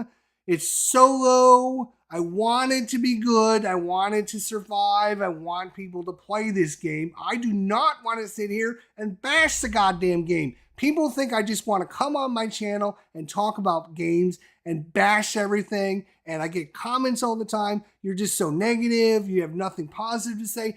Go look at what I just said about Underwater Cities. I just spent 45 minutes talking about that game and how great that game was. And I just got done playing Terracotta Army. Go watch that goddamn video, you jerks that come and post and say, oh, all you got is negative things to say. It's not. I talk about the good and the bad and the ugly. And if you can't accept that fact, then go watch somebody else's goddamn channel. This is my channel. This is the way I'm going to do it. If you don't like it, too fucking bad. Go somewhere else. I don't care. I really don't. I'm going to tell you the truth the way I feel it. I decided to play this game again because I wanted to give it a second try. Maybe I was too hard on it. And the same goddamn problems arose and showed his ugly head over and over again. That means it's bad game design. It's not, I'm not unlucky. It's not because, the way the cards came out.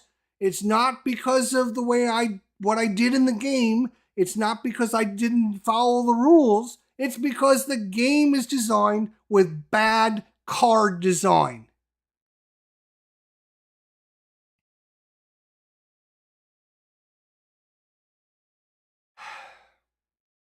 And this is the one game from GMT I was hoping would be successful. A solitaire Euro war game that's going to introduce people to wargaming, that's going to introduce Euro players over to solitaire, and let wargamers play a nice strategy game like this. But it's it's not worth your time. It really isn't.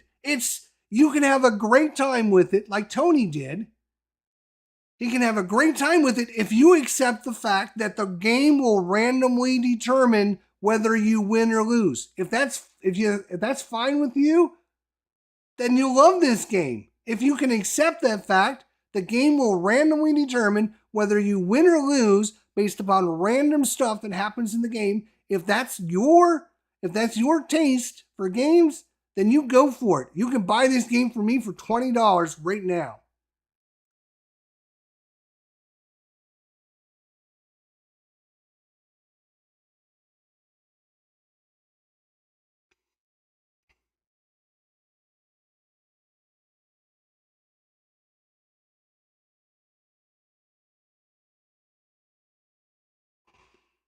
I'm done caring about this game. I'm done ranting. I'm done.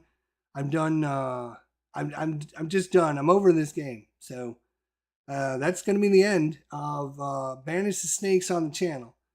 I will put it up for sale tomorrow. I got the War Room. Maybe somebody there will buy it off me if I offer it for $20. I'll try and recoup some of my money. But it's just. I don't care enough about this game to have a stroke, as Blast Pop said. Don't have a stroke over this. It's not worth it. The problem is I'm too passionate. I'm too caring, right? I want everything to succeed. And when I see failure, it drives me crazy. It absolutely drives me crazy. And because I know there's probably a really good game here. It's just not for me. It's just absolutely not for me. I don't like games that randomly determine whether you win or lose.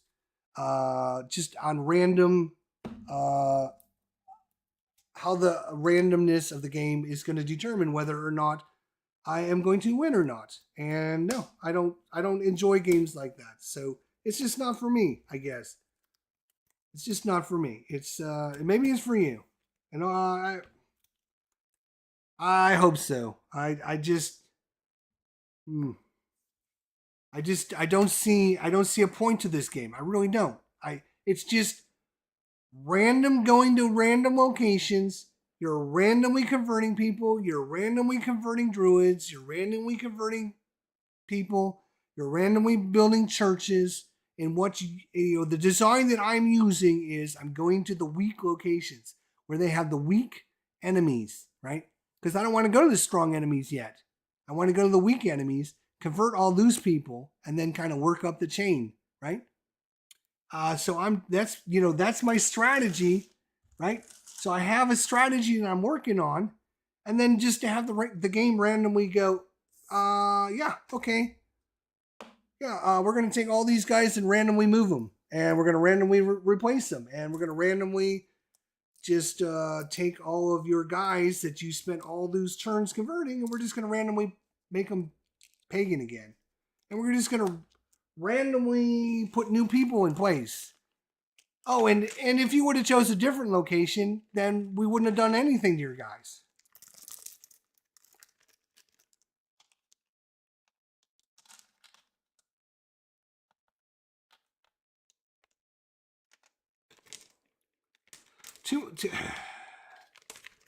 No, we can boil this. We can boil it down to not. I wouldn't call it too much randomness. I would boil it down to bad game design.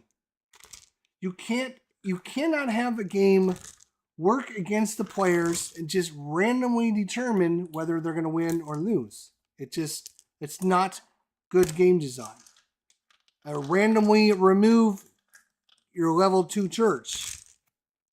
Like it just so happens it was a random location that caused all this to happen. And it happened to have my biggest level church, and it happened to have all of the ones that I converted. It happened to have all of the chiefs that I converted. And randomly it just said, oh, this area, yeah, we're going to go ahead and convert it back.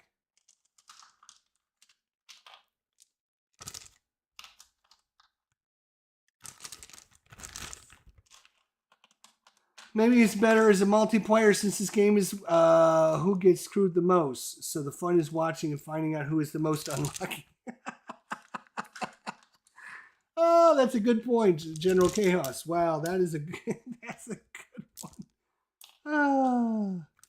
I don't know. I just I am hard on my games. I'm hard on my game designers.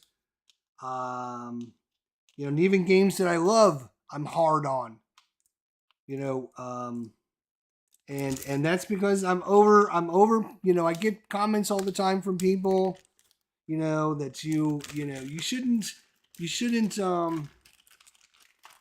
get that upset. You shouldn't, have that much of a problem. It's not good for you. You should try to relax a little bit, have some fun.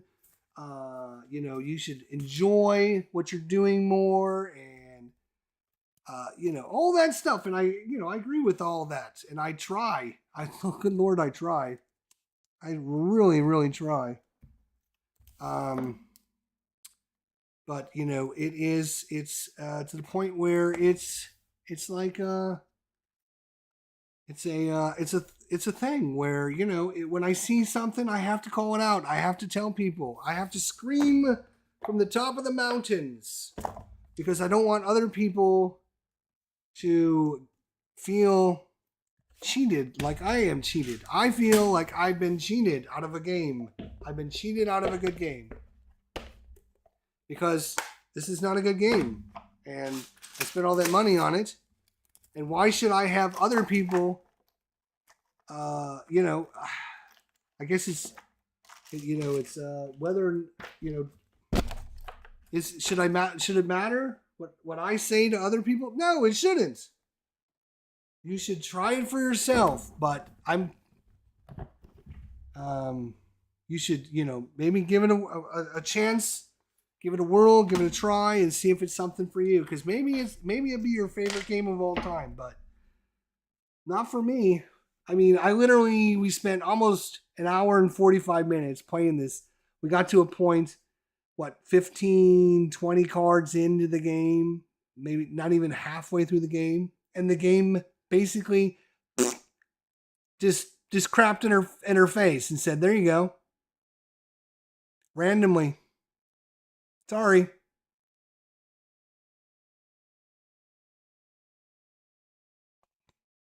So I'm just kind of done and over with it. I've given it another try. I didn't want to, but today's being St. Patrick's Day. I thought, yeah, we'll give it another whirl. Banish the Snakes, St. Patrick in Ireland, it's St. Patrick's Day. We'll give it another whirl. I don't think, when you see bad game design and bad tactics in the game,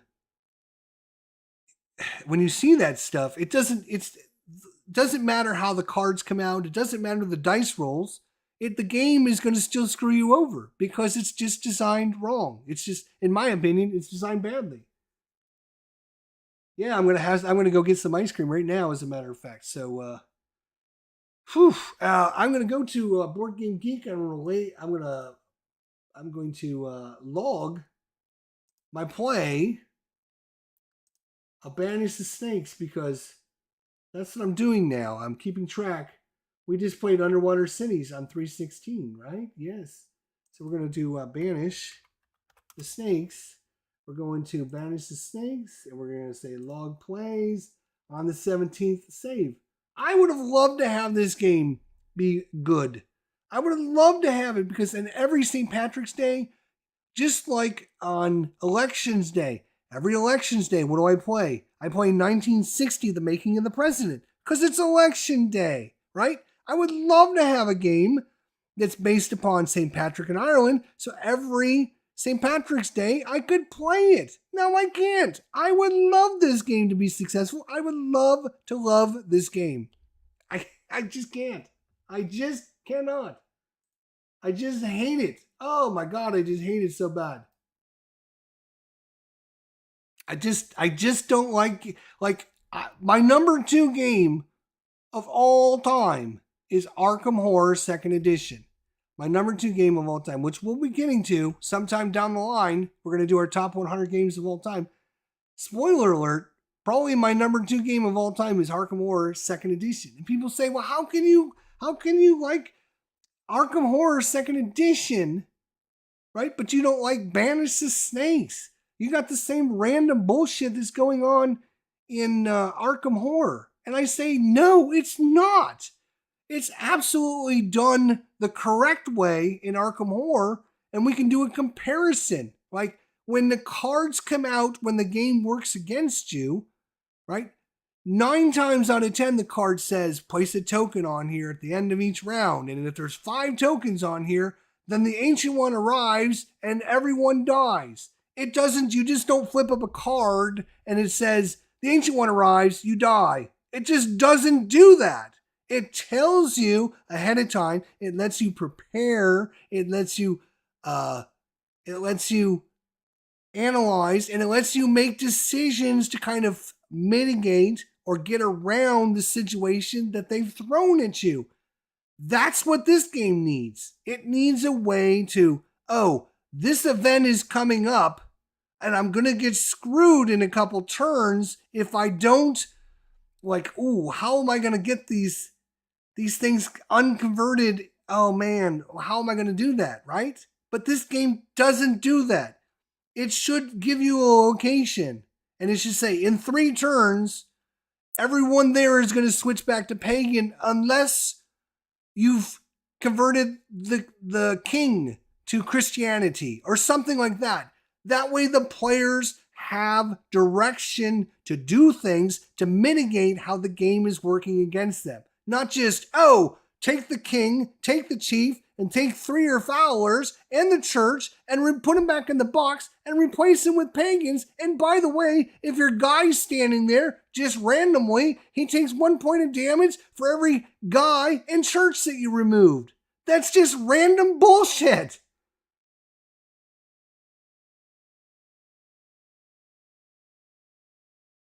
I think the thing with Arkham Horror 2nd Edition is, in theory, you have a chance to fight back against the game.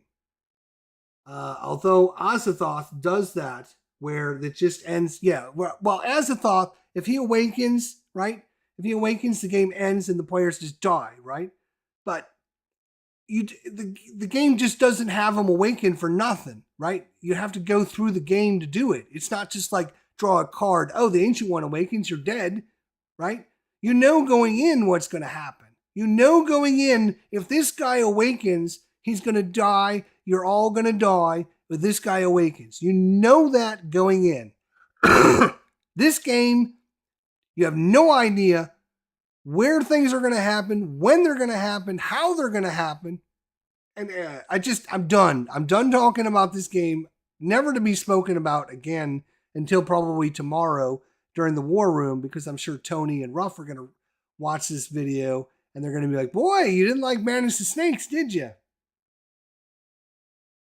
I'm done. I'm done. I could literally, like the hour and a half that are, well, 2.5 hours now, almost 2.5 hours that we took to play this game. I could have literally set up Underwater Cities and played through at least half of that game again already. Maybe even the whole game, right? Or I could have taken and gone back and played Terracotta Army, and I could have played through half of that game already. And I would have had a lot more fun doing that than playing this crap. I'm willing to give any game a chance. I'm willing to try everything. Sometimes you don't like a game to begin with, and then you play it a couple times and you're like, hey, this is pretty good. I wasn't a big fan of Sentinels of the Multiverse at the beginning. I mean, I liked it, but it was like, meh. It was kind of finicky and a lot of work and this and that and the other thing. Now it's like one of my top 10 games of all time because I played it enough. I've now realized there's a lot more nuances to it. There's a lot of mechanics. There's a lot of strategy that goes in. It's not just play a card, play a power, draw a card, and you're done. That's what you do. You play a card, you play a power, you draw a card, and you're done. And I'm like, oh, that sounds kind of boring. But there's a lot of strategy that goes into that game. There's a lot of, figuring out and working with, okay, I can do 2 damage, you can do a damage, you can do a damage, and we can end up killing that guy. If we don't kill this guy, it gives the players thoughtful decisions to make. I guess that's my one thing is this game is just, there's no thoughtful decisions. It's just random decisions. Randomly where things are going to happen, what they're going to happen, how they're going to happen is just random. And I just can't stand that. Please remove the background. I don't want to see that anymore. You know what? You're right. I am going to remove it. Let's go, let's put in Underwater Cities. There you go. There. We'll put a good game in the background there. If you haven't watched our Underwater Cities, that was actually a really good game. We played that last night. We finished it up today. And I hear it's rated really, I did not even know this, but it's rated really well in Board Game Geek. Let's look actually at Underwater Cities. It is ranked, wow. It is ranked the 35th best strategy game of all time. Wow. 43rd game, best game of all time. 43rd best, so it's a top 50 game of all time. There's been 20,000 different board games that have come out. Underwater Cities is ranked in the top 43. Let's look at Banish the Snakes. Is this going to be a fair comparison? Oh my God. Probably not, but I'm going to do it anyways. Banish the Snakes is number 7,824. 7,824. War game, it is 1,193, and thematic game is 1,036. So, Underwater Cities is 43. Banish the Snake 7,824. Now you know why I don't like it and why it's not rated higher. Because people listen to me.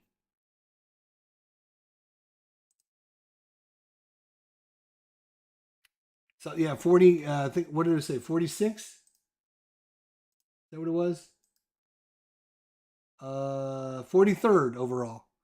36 strategy games. So if you're just looking at strategy games, it's 36th best game of all time. So I mean, when I tell you guys, go watch our Underwater City, it was a lot of fun. I'm not kidding. It was a really good, well designed game. I really had a good time.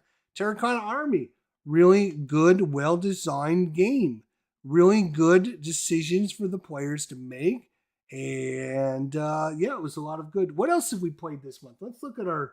We've had some really, we've had some really good ones, and we've had some really dud ones. Which every month has been like that. Aeon's End Legacy Edition. We've been playing that. That would have been a better game to play than Banish the Snakes tonight. That is really good. Red Rising. First time we ever played Red Rising. Wow, that is crazy. We played Aeon's End Legacy, Red Rising, Terracotta Army, and Underwater Cities. The last 4 games that we've played on the channel are all brand new to us. Wow, that is crazy. We also played Spirit Island. We played Harry Potter Hogwarts Battle. Can't speak. Harry Potter's Hogwarts Battle, which is awesome. We played Viticulture again. That was awesome. We played Chariot Race, which is terrible. Ugh. Do not get Chariot Race. It is a horrible game. No strategy whatsoever. Boring as all get out.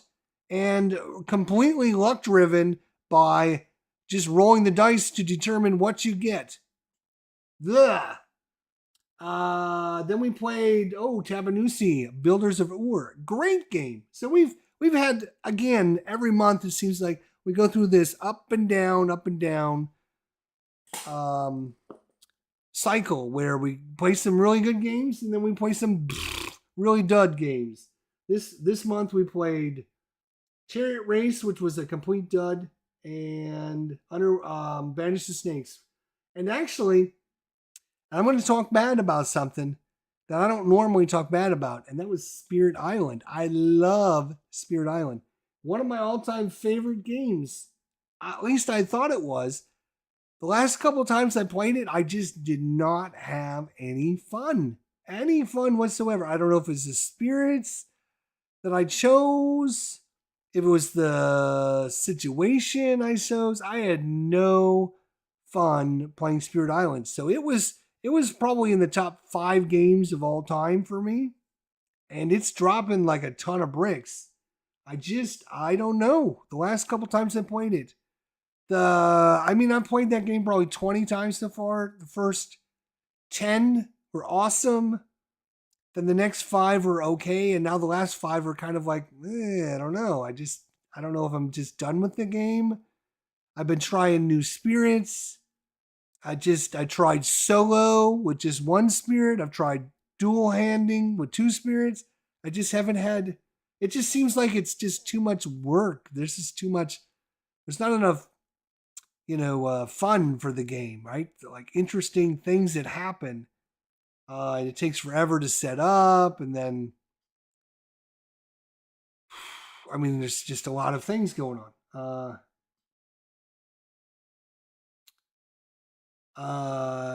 Original copy of Circus Maximus is a better investment. I actually got the Chariot Race, the GMT one. I ended up buying that one as well because I was on a Chariot Race. I was like, oh, I should get all the Chariot Race games for whatever reason. Just randomly like, oh, I should get I ended up buying the Chariot Race, and I was like, oh, I should get the GMT one that was just released, so I ended up picking up that. I think the GMT one is going to be awesome. I just haven't had a chance to get it to the table yet. So now I have to decide what we're going to do going forward, because I was thinking we were going to be doing Planet of Snakes, but now I got time to get things organized for tomorrow. And yeah, we'll do that. So, anyways, General Chaos, Tim D, Phoenix Knight. If you're not a Phoenix Knight subscriber, go check out his channel. Go subscribe. Go subscribe to Meandering Mike. He's got a channel. He might meander over and check it out. He's got a channel.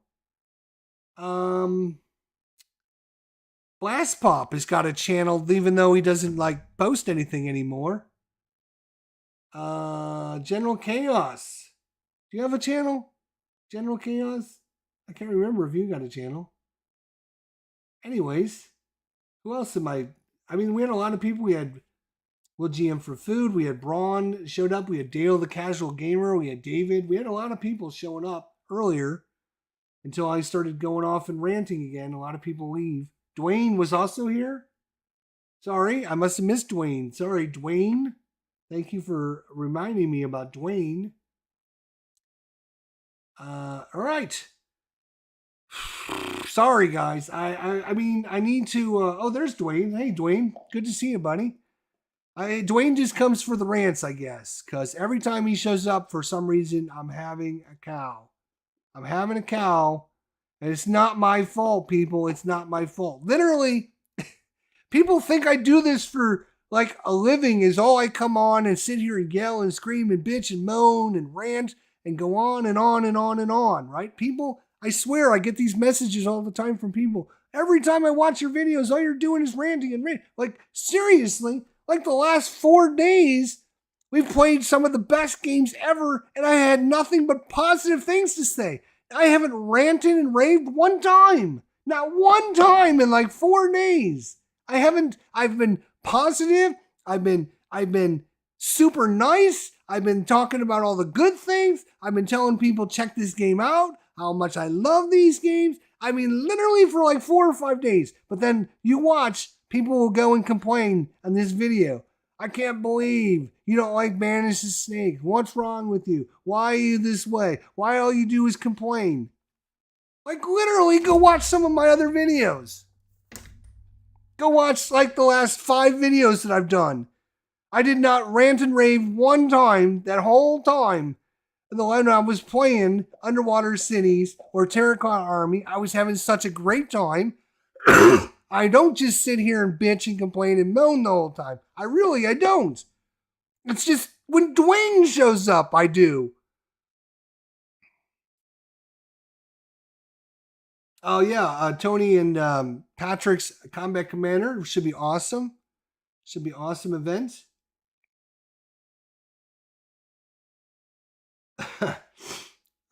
Tim says, honestly, I wanted to see if the game ran the same way. I can't see how it will ever turn out differently. Yeah, I agree.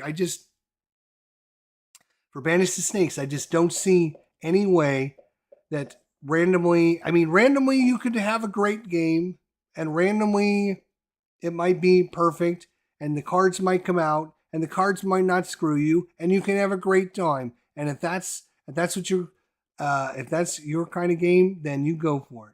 And I'm hoping you enjoy it. And if you want a copy for $20, you can contact me. Yeah.